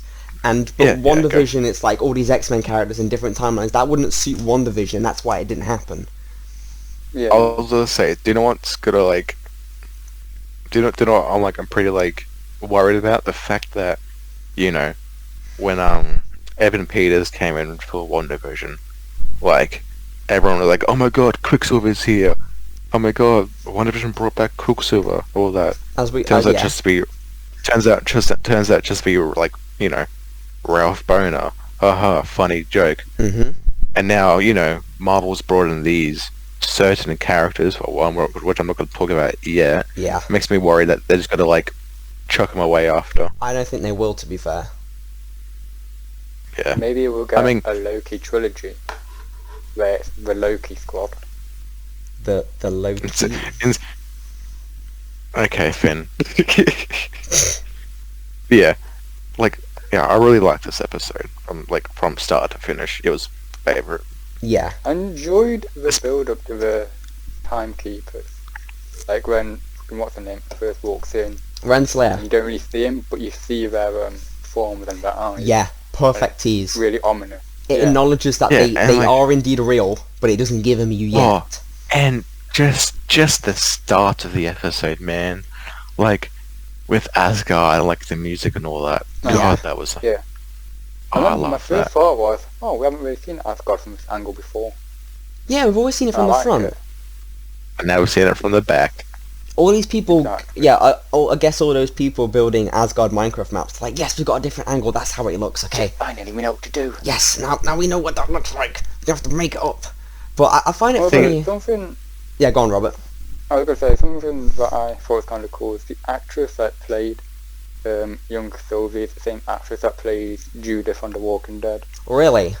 I like that. That's cool. One little thing I want to say about it as well. So, like, and how Sylvie is a variant, right? Mm-hmm. You know, obviously she's from another timeline. She's a variant. I'm thinking that she's a variant and stuff like that, and she's quote-unquote messing with the timeline because she's obviously, like, at the start you can see she's playing with, like, Valkyries and stuff like that. Yeah. So maybe I'm thinking that she, instead of, becoming, like, the goddess of mischief, she wants to be a Valkyrie instead. Yeah. Maybe. And the TV is like, you can't do that. No. Wait, is that what she was playing with? Valkyries? I'm pretty sure. That's cool. Because you can see, like, the Viking, like, ship, and then you can see, like, Valkyrie stuff as well. There's been a theory that the reason they took Sylvie was because she was, like, good, and she wasn't supposed to be. Yeah. So I think that's meant to be the reason why. I mean, in a way, really interesting as a concept. Like, in a way, being a Valkyrie and, like, her being good sort of links together. Yeah, I do think that's a really interesting concept. It's just like, you were never supposed to be a good person. Yeah. I think that's a really interesting concept. Because I haven't given much thought to why she got, like, taken, to be honest with you. Yeah. But it should be something that should, like, brought up in, like, the next few episodes. And I think probably that's... the next episode. Yeah. If they decide to reveal it. I reckon that will be in, like, the next episode. And... But, like, yes. Oh yeah, at the beginning. Mm-hmm. When the TVA found Loki and Sylvie, I want to know what you guys thought about how they found him. Like, what was your... Like, what made you think that they found him for? Honestly... What, on Lamentus? Because my assumption was that Loki and Sylvie... They didn't show it, eh? Because they didn't really show it, eh? Yeah, that's what I'm saying. I'm like, because I'm pretty sure the Nexus event was caused by Loki and Sylvie holding hands. Yeah, and like the affection, you could. Yeah, which like, obviously would create its own like timeline. Yeah. Even at the end of the world. Yeah, I think that's what it is as well. Yeah. Some people were saying like they kissed and stuff like that, but in a way, like no, not in a way, they didn't, because if they kissed then, Loki wouldn't have had to say that thing like close to the end. Yeah. Also, it would make better. It would be much better if they were holding hands. Yeah, I was just thinking. Do you think the reason the multiverse of madness gets unleashed is because Loki kisses himself? Yes, please. That'd be so stupid, so but so funny. Loki makes out of himself. That's why the multiverse has gone to shit. Like, they birthed the multiverse. Oh, speaking of multiverse of madness, did you see that Scarlet Witch? I mean, not Scarlet. Did you see that like the ending of WandaVision got changed? Oh, yes, yeah, I did. It changed the background. They changed, like, they've added more trees and stuff like that. They've added some things out. And was the I can't remember because I watched it again, but I can't remember like when I first watched it. Did they always have the Doctor Strange theme in the end? Was that the Doctor Strange theme?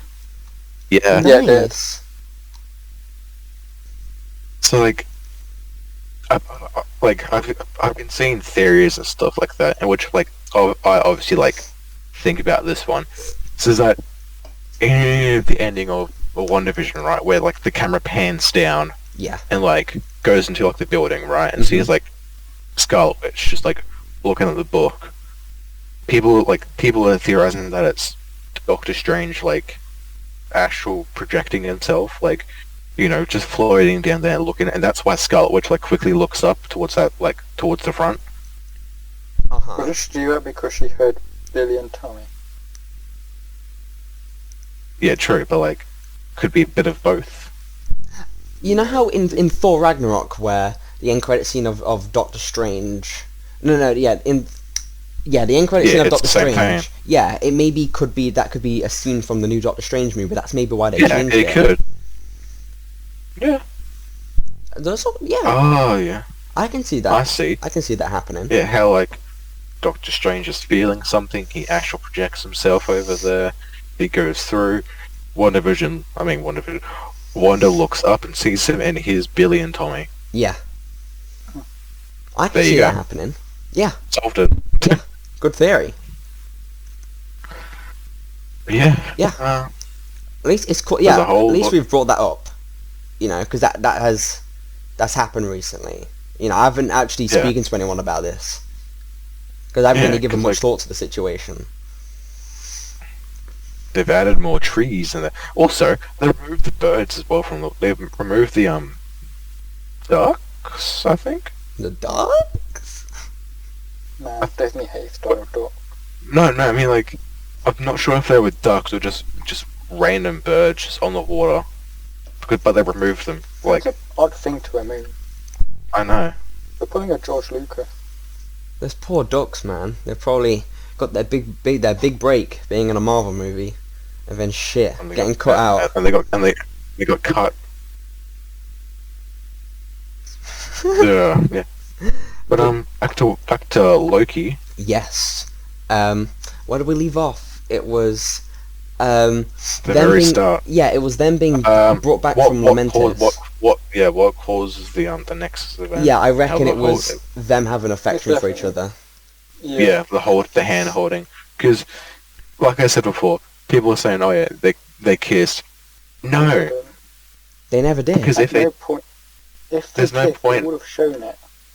Yeah, and also if they kissed, then Loki and Sylvie wouldn't really have that moment at the end where it's like, oh yeah. Yeah, I get what you're saying. Plus, it wouldn't make sense for them to kiss. Yeah. At least not them. I mean, it wouldn't make sense for them. Loki does the whole thing about, I've never felt this way before, and having like, felt what? Yeah, because he does flinch. It was kind more of of an unspoken bond. Yeah. Pretty much. They do kind of, he flinches a bit, and he's just like, no one's ever really shown me like this affection in a while, you know, like the way he is. They're like, oh, people can care about me, and I can care back. Yeah. You know, I thought it's a subtlety like that. It's great, and like obviously the TVA shows up, and I'm not even mad that happened because there was no really way that they could have got off, right?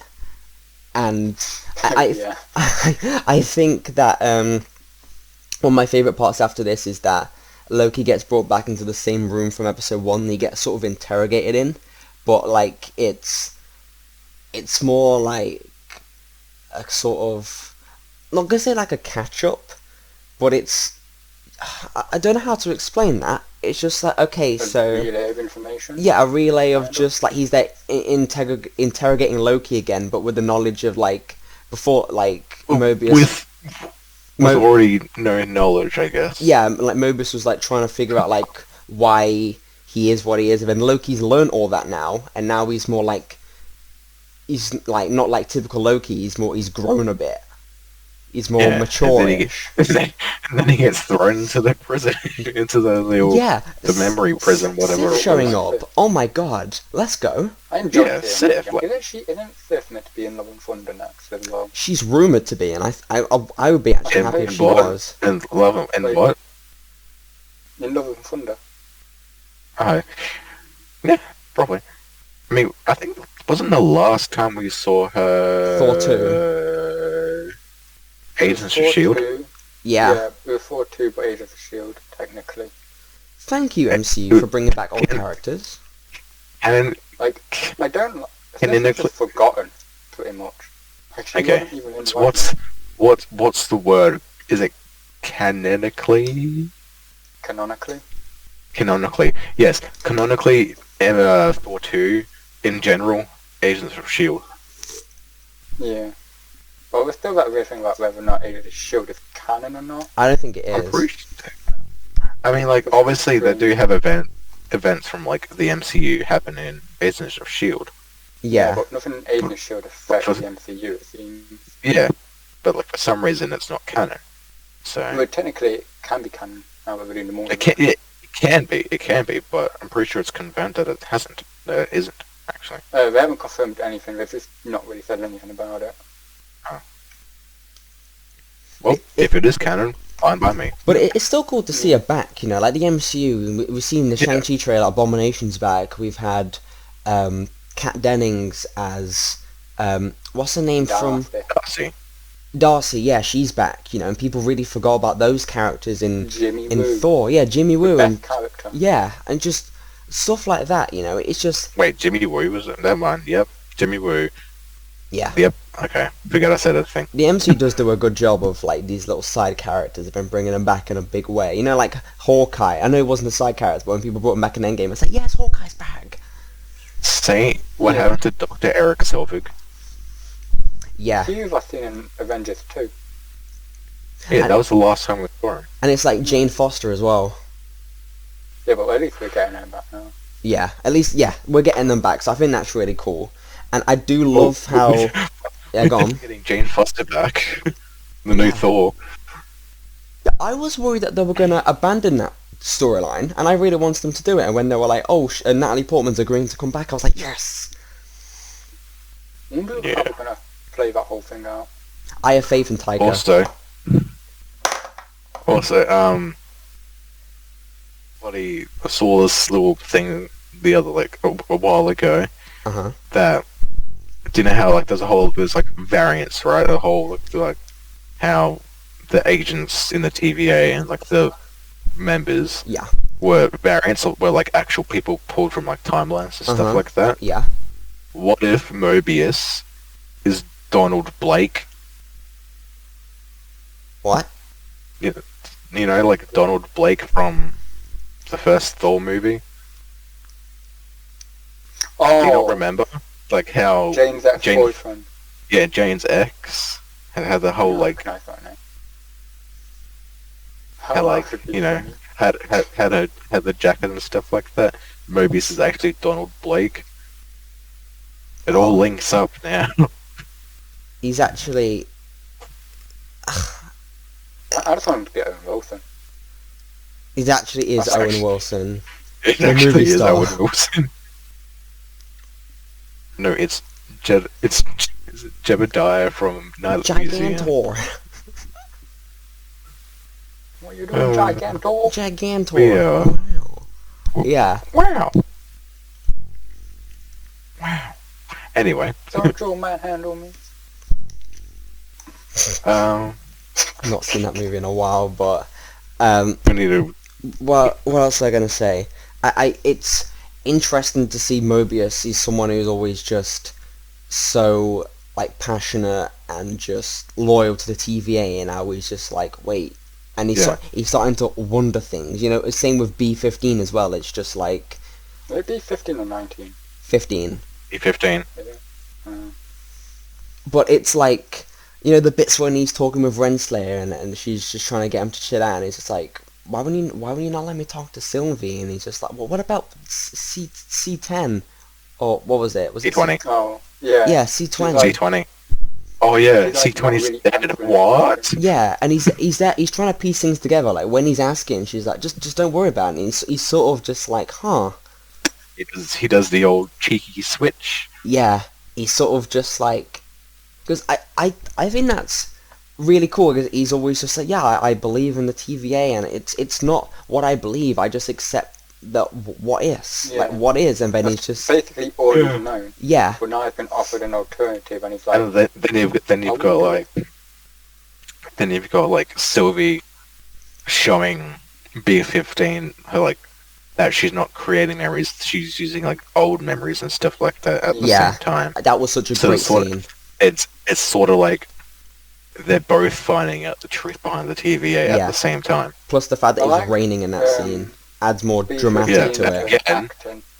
Yeah, what were you saying, Robert? The actor, when she's like, when Sylvie shows her memories and after, she's like, I looked happy, and then she's like, now what? I think the actress did a really good job with that. She did. Yeah, it's like what Finn and I were talking about yesterday, with like that whole entire scene. Like rather than just showing like us the actual memory, it's showing us B15's emotions, like what she is feeling during that, like reminiscing of all those memories and stuff like that. Yeah, we didn't have to get characterization for her, but the fact that Marvel went one step ahead and did that. I would disagree with that. I feel like they did, just so we could believe her turn at the end of the episode. Yeah. Into helping Loki and Sylvie. Yeah, I'm glad that they did. Which is a good scene. I'm glad that they did. Yeah. And it's just like, you know, if this was a movie, not a show, these little moments like that we would never have got. But you'd have to make like 2 movies out of them. Yeah, but maybe not even that. It's just that the shows, they give you so many little great scenes. You know, it's just, you get so many little moments. The fact that the camera can stay on it for so long. I think it's just... excellent. Like TV shows are better, because with this sort of stuff, because say you make one movie, right? You can't fit all of it in. But you make 2 movies, you're going to have to fit a lot more in. Yeah. Which, like movies are going to be quick about things. Shows you can and like you know, with 2 movies, you're gonna have to add filler stuff in. Yeah, like Robert said, it's like go on. Oh wait, no, you continue. Oh no, I was praise me. Okay, yeah. So this is what my good pal Robert was saying. It's like Winter Soldier, for example, right? That had so much time to explore the character of Sam and Bucky, and you get so much time with them. In the movie, you wouldn't have a whole lot of that. Fit that in. You wouldn't be able to fit that in. Yeah, you would not be able to fit that in. You'll have bits of it, but... For another example, I'm going to use is Superman and Lois. That show has, so many characters to explore. Side characters, the main characters, and even the villains. It just wouldn't have worked in a movie. Yeah, it wouldn't have. You'd end up hating... And plus, it would be another Superman movie, so... Yeah. What else? Mobius realizing. Yeah, I was just about to bring that up. Mobius's reaction. He's sort of just an uncomfortable sort of stare into, you know what I mean? Yeah, C20 died, but no, she didn't just die of, not speaking. She was murdered. Yeah. She was bloody killed. It was sort of a moment where it was Mobius was curious, and all of a sudden he's like, shit. He's like, Uh-oh. Should have believed Loki. Yeah. He's like, wow. That whole scene where he goes back to Loki and he's like, just shut up, Loki. He's just like, Loki, do you really believe that Sylvie didn't make those? And he's just like, oh, I believe her. And he's sort of like, that's take the word from 2 Lokis. Yeah. And he's like, oh, well, what is Loki saying next? He's like, oh, yeah. don't trust that. Well, and the whole, I was just about to say, how Loki says, it's alright if you don't trust the word of a Loki, but trust the word of a friend, sort of thing. That little moment, I think that's really good. I like that little moment. It was quite sad when they walked back through the portal, and maybe he's tried so hard to cover saying that he's trying to make it seem inconspicuous, but he was actually betraying the TVA. Them just showing there. It was kind of heartbreaking. Yeah. When Mobius realised that they weren't buying it and he was going to die. Yeah. And he's just talking about... A single tear rolled down my face. Yeah. I was like, no. But it's like... That was actually... It was like, oh shit. They're there. Fuck. Like, it's like, you know, when that happened, you know he's gonna come back, but it was still upsetting just to see that happen. Yeah, it's just like, oh crap, like, him and Renslayer were buddies, and all of a sudden just, like, kill him. Was it prune him? Yeah, it was just prune him. And then Loki was like, no! So sexual. Does it really? Yeah, I'm gonna prune him. You just make... No, I don't see it. Rob has the urge to make every normal situation just sound sexual. It is. He does. To be fair, that's why we bring him in. You know, that's... You know. He's the British Archer. He is the expert. You know, that's why we have him here. Exactly. You know, that's why I hired him, man. He's the sexpert. The sexpert. Okay, I'm gonna move on right away. Please do. I'm moving Please on move straight on. away. I think the journey of Loki is that he just... Back in Avengers, there'll just be some random guy on the street, and, like, you know, the old man is just like, look to your eldest people and just kill him, right? He didn't really care about anyone, but, like, Loki's grown, and he's there caring about, like, individual people like Mobius. He's like, no! And he's full on, like, getting really upset over him. Yeah, emotional about it. It's the same when he thinks Sylvie's been pruned. What I find upsetting is, like, in a span of, I counted, 2 minutes, Loki went from, you know, all happy and energetic that, you know, Mobius is, you know, agreeing with him and helping out, from being sad. Yeah. To being sad. It went, like, shit hit the fan. You know, he just... Real quick. Yeah. Gets so messy. Ew. Gets a bit nutty. But, it just, like... the timekeepers... Yeah, oh my, okay. Building up to this scene, the slow-mo... Also, just saying, forgot to say, by the way, the timekeepers were in the previous scene, but they were just covered. But they were covered by. They were covered by fog. Fuck off. Anyway, yeah, timekeepers in this scene. Understand that one timekeeper by like a whispery voice. Well, like the middle one. Yeah. I would like to say, real quick... One's like the green ones. He kind of like went... Oh, that guy. Yeah. What doesn't look like a goddamn Green Lantern character? Yeah, he did actually. It's like a cross between like a Cthulhu without squid face, Squidward, and like one of the Green Lantern characters. Yeah. And also, building up to that, when Loki realized that Mobius had just been pruned, right, just disintegrated, nothing left, there's like a slow-mo of him just being carried away by guards and he's there, like, mourning, you know, like, that would not be in there if there was, like, a big budget movie, you'd just be taken away, and he gets a moment to sort of just think, like, no, like, he cares for people now. Yeah. And, you know, the whole elevator thing where he meets up with Sylvie. Yeah, and that's also with the whole Sif thing. How, you know, he apologizes for doing it. Yeah. Yeah, and he says like, oh, he craves attention. And that's all he craves attention, like he admits that he doesn't like being alone, like that he's lonely and stuff like that. Which I kind of I like as well. Great scene, by the way. Very great scene. You never see Loki apologize for stuff that he does. He's always just like, well, I'm Loki, I'm a god. You only ever see him show remorse through his eyes, but never actually outright say it. Yeah. Yeah, like he doesn't verbally say it. But this time like you can see it in his eyes a lot of the time, but this time, great like you said, Robert, he verbally says it. Yeah.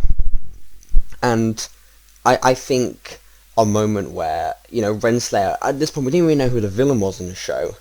And I think it's starting to build up to like Renslayer being one of them. And you know when they're in the elevator and Sylvie's just like, so what was my next event? Why did you take my life from me? And then she's just like, I can't remember. I don't remember. Yeah, that was like that's bullshit. Yeah, it's like a full-on moment where she just like, you took my entire life away from me and you can't even remember why. That's just salt on the wound. Yeah. And like in Guardians of the Galaxy 1, when Drax confronts Ronan, and Ronan's like, I do remember your wife and child. Speaking of Drax, I didn't know this. Chadwick Boseman auditioned for Drax. He did. Did he? Yeah, he did. Yeah. But in his audition, it just very much sounds just like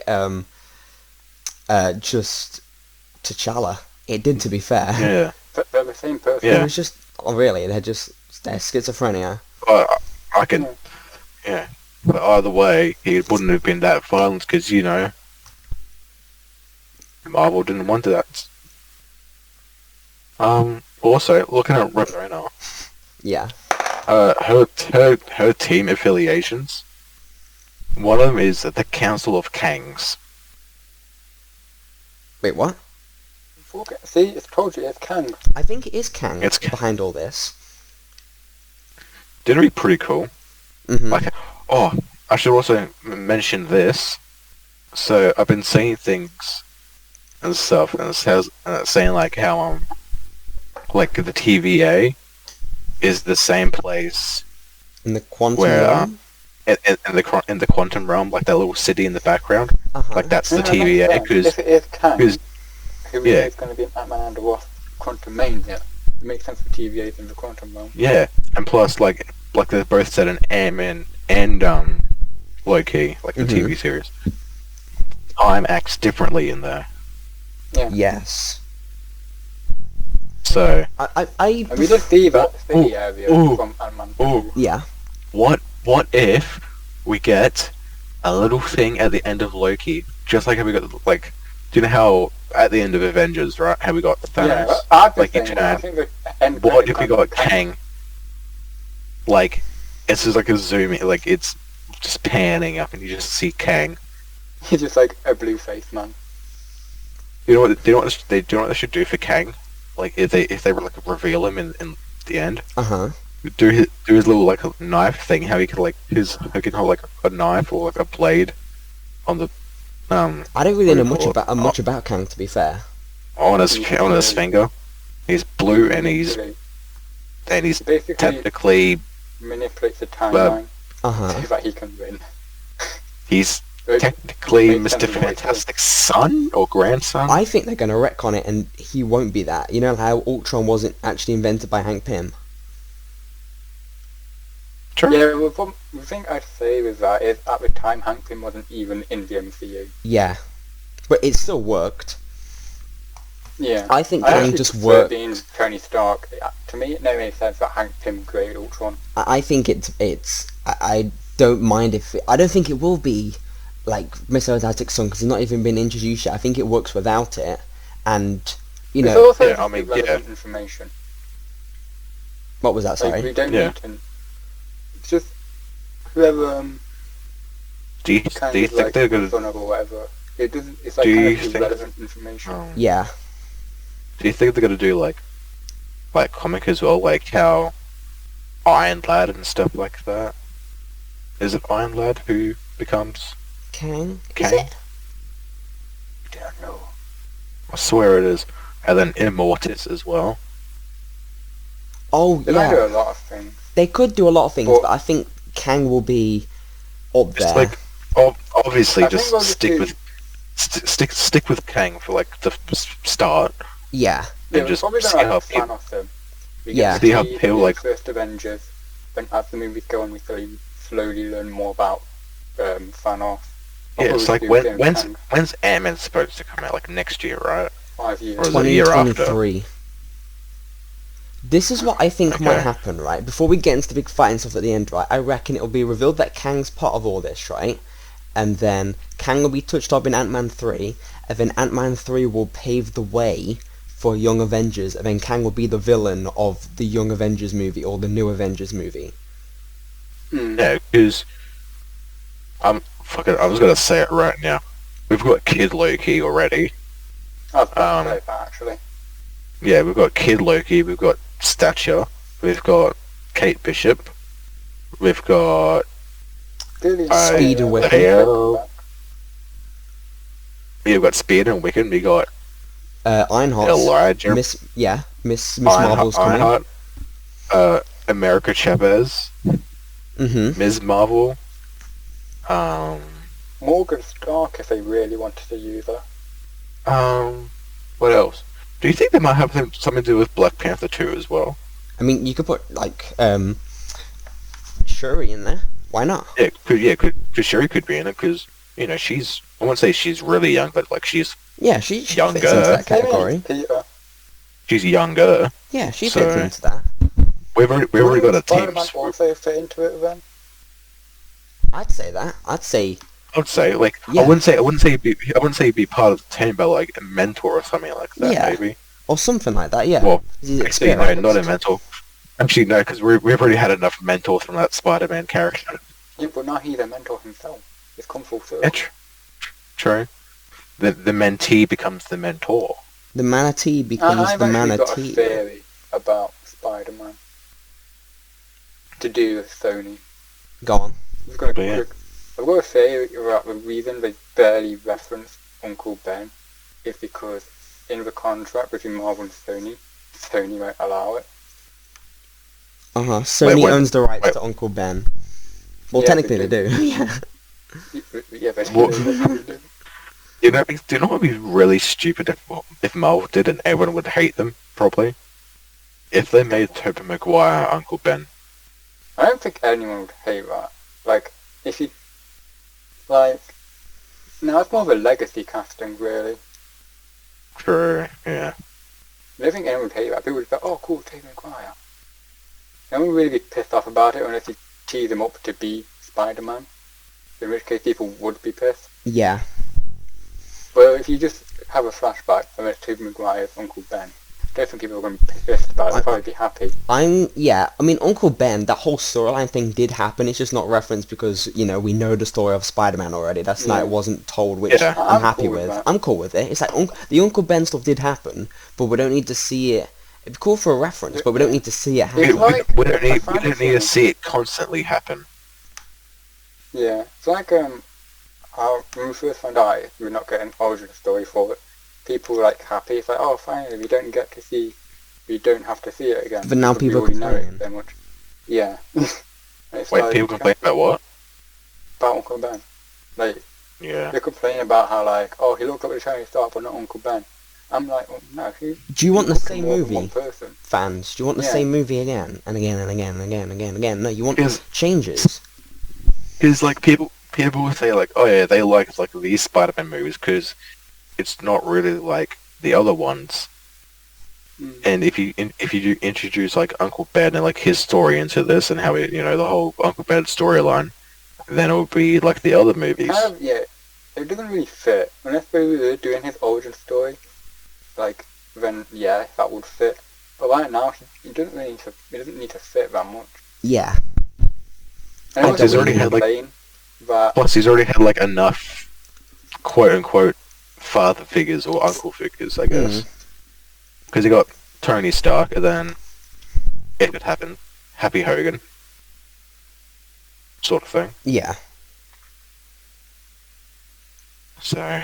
Yeah, I get what you mean. Though. Oh, and like, well, I wouldn't say Nick Fury would be like a father figure, but he's still like a leader towards, like, he still looks up to Nick Fury. Yeah, I get what you mean. Do you guys want to talk about the basically Loki equivalent, like the throne room fight scene? Yes. Oh my god. Please. Okay, I really enjoyed it. I just thought there was a bit too many cuts. I did as well. Like, yeah, it was a good fight scene, but I think it cut a little bit too much. I could tell what was going on, but it was just like a shot could have been left on there a little bit longer. See, like they were like, not too many, but they were a bit like a lot of. No, I wouldn't say a lot. They were a bit jarring that time. Yeah, like, a little bit. Like with the cuts, they were like a bit more than, you know, what we're used to. Yeah. But at least they're not like taking 3 cuts. Oh my god, yeah, like the fence jumping. Like the fence jumping, how there's like, what, 18 cuts in that? Yeah. And it's just him jumping the fence? I don't understand that requires 18 cuts. You can't just jump over it normally. Yeah, I know. Like, I enjoyed it, but it was just like a bit too many cuts, you know. I think it was freaking cool, by the way. Something I noticed instantly when I was watching it, right? The room was very There was, I'm not sure what Stephen King novel it's from, but there's like a room of somewhere in like a Stephen King novel where like all the stairs are all upside down and all twisty and all that. And that room very much reminded me of like a Stephen King. I saw that and I was like, oh my god, that's a reference to that, kind of. You know, like... I was watching a reaction to it, and someone said... Labyrinth? Yeah, something like that. That throne room would make a great Mortal Kombat background. Oh my god, it would. The Timekeeper's watching. Oh my god, please, someone make that. That'll be sweet. Imagine if we made a Marvel vs. DC game, and that was one of the backgrounds. Timekeeper's throne room, just call that. That's cool now. I'm not going to stop thinking about that. Okay. You know, the video would be even pretty funny as well. So, obviously, like, just got to jump ahead a bit, how, you know, they're robots, right? Yeah. They're androids. Mm-hmm. But they're still called timekeepers. Going back to like, the game, like Marvel vs. DC game, when they call the timekeepers throne room, put timekeepers in quotation marks. Yeah. Yeah. Also, what's your thoughts on them being robots? It makes sense if they're not really in charge. Yeah. I think it adds to the layer of mystery and tension. It's like the whole... It's all been building up about the timekeepers. That's referenced at every other sentence, right? And then when they're not real, it leaves the question, who's behind it all? The thing I like about it is that the timekeepers are interesting from the beginning. But when you find out they're fake, it makes whoever's behind it even more interesting. Yeah.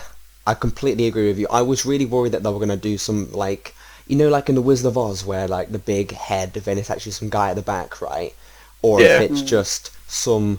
It's just Kang in the back. Or played... Or it's just played for, like, a joke, right? And when they came in, I was like, oh, they're all, like, robots and stuff. It's still, like, proper, just like, oh, they're all, like, actual timekeepers, but now it's a robot. It's just, like, it adds more layers of mystery to it, and it's like, oh, crap. One question answered. Let's bring up an even bigger question. Yeah. Yeah. Like, in a way, it's still, like... Still got that Wizard of Oz-esque sort of thing. Like, oh yeah, they all believe, you know, they're all the great and mighty timekeepers. No, they're just fucking robots. Yeah. It has to be some sort of, like, Kang behind it. It has Kang. It is Kang. It's Kang. Yeah. It has to be. Know, if it's going by comics, well, not it's going by, but if they're doing Ripper to Renslayer by comics, yeah, the Council of Kangs, if she's affiliated with the Council of Kangs, you know, that, or Chronopolis, she you know, Kang's daughter. No, she actually, like, loves Kang, doesn't she? She want to be with Kang. I can't remember. I think she wants to be with Kang. I think that was her thing in the comics. I remember in Avengers Earth Major's Heroes, there was kind of a woman in stasis that Kang kept, I think was his wife or daughter. Something like, either way, there's got to be some sort of connection between her and, Kang and Renslayer, because, you know, she's the only one who always speaks to the Timekeepers. You know, I think it's just a really interesting concept. You got all these, like, dudes who, like, freakishly, and it's all, like, these big timekeepers. Now that they're fake, it's like, okay, there's got to be someone else behind this. Who is it? The average viewer must be like, what the hell's going on?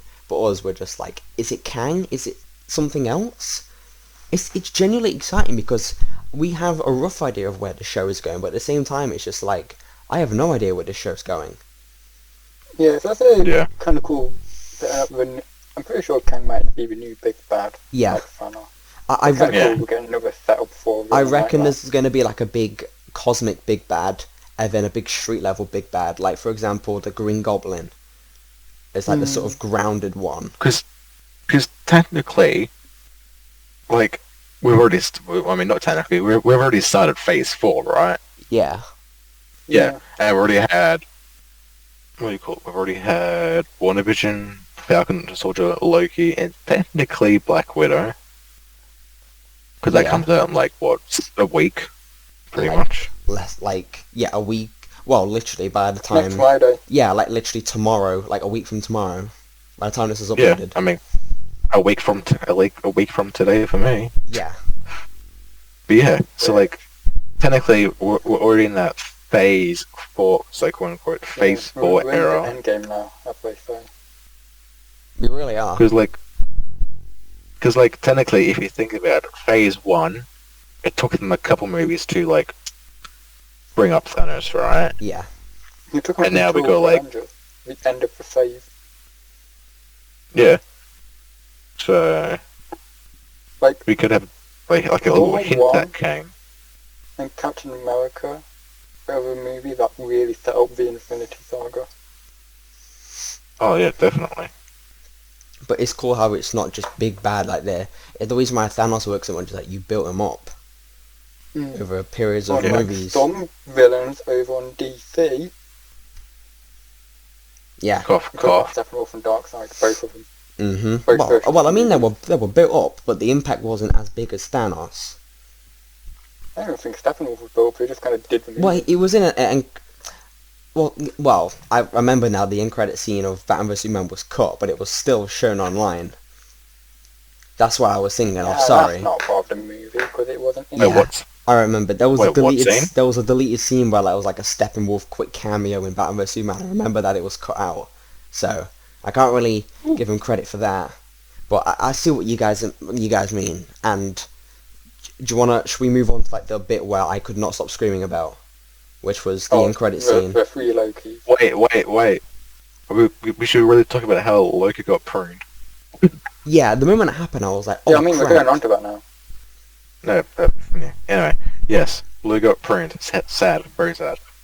Yes, sad. Yes, very sad. Anyways, 3 Loki showed up, and but four, if you think about it. Oh yeah, 4. Oh my god. Okay, right. Loki.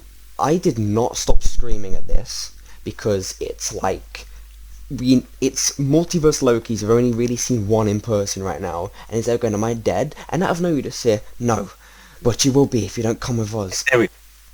And then we see 4 of them. And it's just like that's something that would be built up over time in one episode, you know, which is boom, and it's like, oh my god, they're actually doing it.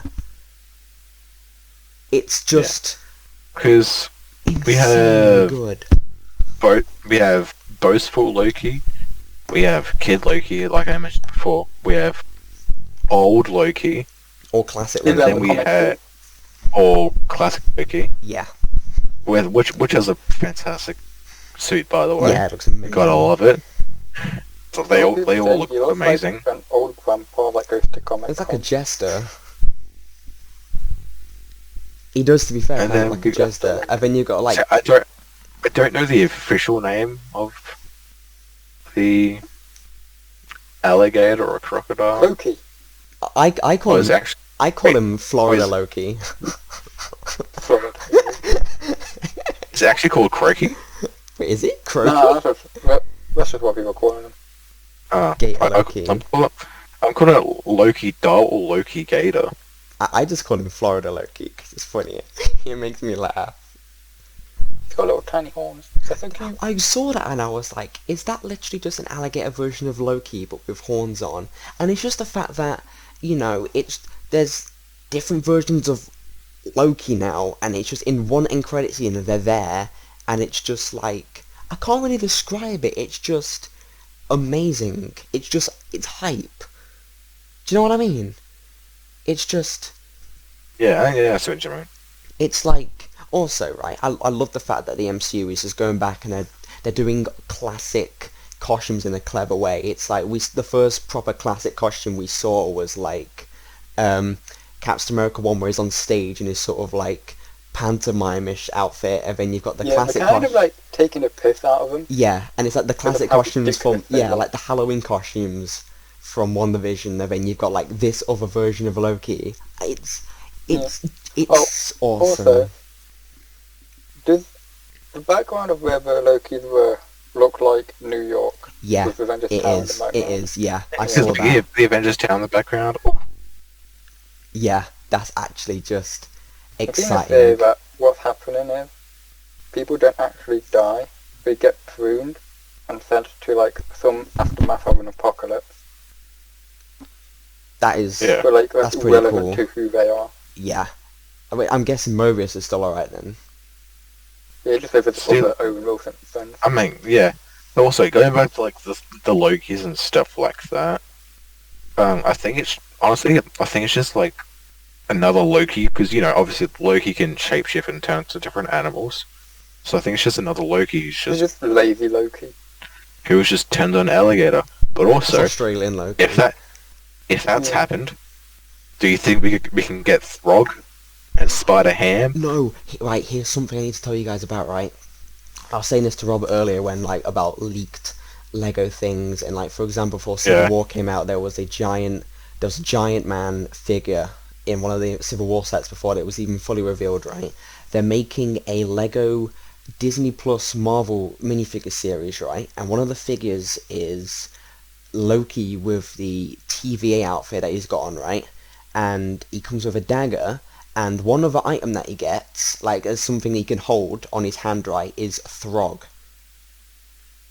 Ooh. Yeah, like you don't see the picture, but it's listed in the description for it. Nice. Which I think that's...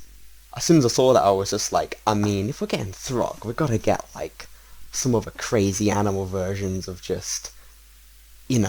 imagine if this could pave the way for Spider-Ham. Which excites me. Okay. So, in the trailer, right, for Loki, when he's President Loki, when do you think that's going to happen? Maybe that episode. I think it's going to happen in episode 5, because if you look at it, again, it's sort of got the same color scheme. Yeah. Like the greenery and like the shade of green and stuff like that. Yeah. Plus, we've never seen, like, another Loki, as in it's like Tom Hiddleston. Yeah. You know what I mean? Like, it's just so cool. I love this show so much.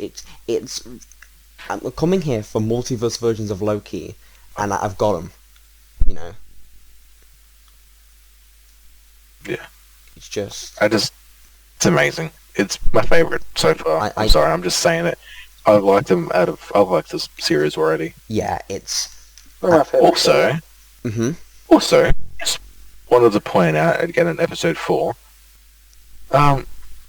there's a quote, I forgot who says it, but they've said that they've kept, like, brought in Kree, Titans, and vampires. Yeah, that's got to be a Blade reference, isn't it? Oh, definitely. Yeah. Definitely. Also, if they're doing other versions of Lokis, I've got a few pitch Lokis for you. What's giant Loki? They should add an Australian Loki called Blokey. Yeah, played by Jaden. Yeah, I'll do it.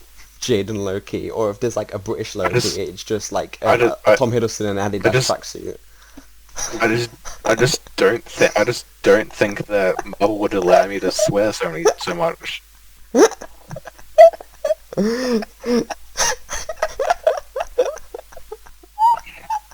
I'm literally imagining the type of person you're talking about. Is a Chav Loki. Jesus Christ. You just like, instead of like, what? It's just Loki being, oh yeah, Pam, what are you saying? Yeah, instead of like the crown that he's got with like the horns on, he's got like tattooed on his head. He's got all like Asgardian tattoos all over his body. He's just in like a tracksuit, like a fag. He carries around a Fanta or like a Monster Energy drink. Also, another thing I want to point out as well. Yeah. So, when Sylvie picks up the head, right? Pretty sure she says a quote like, "fake mindless androids." Uh-huh. And when that happened, it made me think back to Falcon and Winter Soldier, where the Falcon was like, "We've fought androids, aliens, and wizards. Every time we fight, it's one of the three." I just love that. Yeah. Sorry, my dad just came in to give me biscuits. Yum yum. Thank you. Nom nom. Nom nom nom. Yeah, like, nom nom nom nom nom. It's just...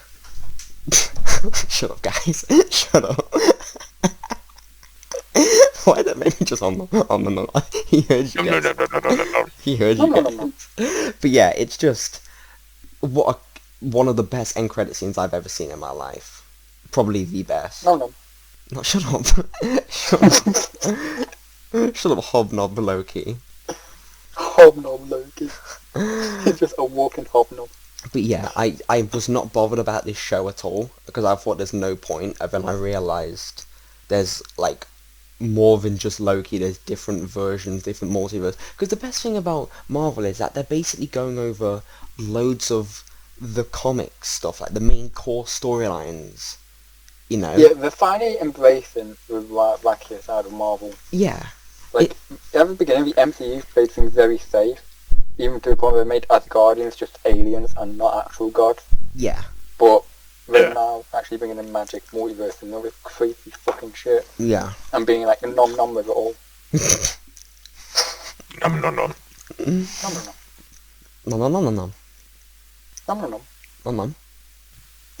Nom. Alright, that's kind of... It's like how we communicate in this podcast. Imagine if anyone skipping to this point in the video, just no. What the hell? Rada.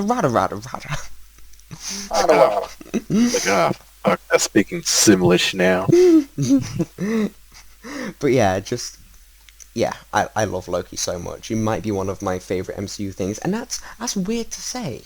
You know, Loki being like an absolute masterpiece. You know, it's something I never... way, and the next 2 episodes don't... Well, I mean, I considered WandaVision a masterpiece until the very finale. Yeah. But, you know, it's what it is. I still enjoyed WandaVision, but I have faith in Loki, to be fair. I have faith in the filmmakers. I have faith in just everyone involved. The reason I have faith in this more is that in WandaVision and Falcon Winter Soldier, they both had elements in it, like John Walker and Morgan Le Fay. They kind of feel like they mixed up their messages a bit. Yeah. But with WandaVision, they went a bit more generic towards the end. Yeah, Loki is... And just had Wanda knowing how to do wounds all of a sudden. Yeah. But with this, it doesn't really feel like we're going to get to that point. It's like consistent. Yeah. I mean, like a character where it's like, you're supposed to love them, but really they're writing them down and they're actually a terrible person. Like, with this show, you got Loki, who's a terrible person. But the show knows that. But yeah. You love him anyway. He's exploring like the psychology behind Loki. Exactly. Reborn Loki. Yeah. Well, should we wrap it up? Yeah, we've gone over everything, haven't we? Yeah. Yeah. Wait. This has been like the longest podcast yet. Also, just want to bring up something as well. When you were talking about Shang-Chi and Abomination, Wong's in it as well. I know. And that's awesome. We have not had any Wong content since that one little line he had in Endgame. You know, I am a respected Wongrel in the community, right? I am a respected we all Wongrel. are. Well, you're not a Wongrel, I'm a Wongrel. But Hey. I don't see your Wongrel fan account. I don't see it. That's because I haven't shown you yet. Oh, he's actually a secret Wongrel. Anyone else watching this has no idea. Basically, on Instagram, we've got like a big community of people who just support Wong because we're obsessed, and we're just... Point is, right, Wong's getting content now, right? You know, we've been making the same... I'm going to say Wong's getting cucked. He has... Doctor Strange, why? Feige's been cooking Wong for ages. He really has. But yeah, we're getting Wong content, so I'm going to wrap it there, because I'm very tired. It was 11:30 right now, and I'm very, very tired, so thank you guys so much. Wait, hang on. I have one thing to say. Oh, here we go. Fucking hell. That is all. No,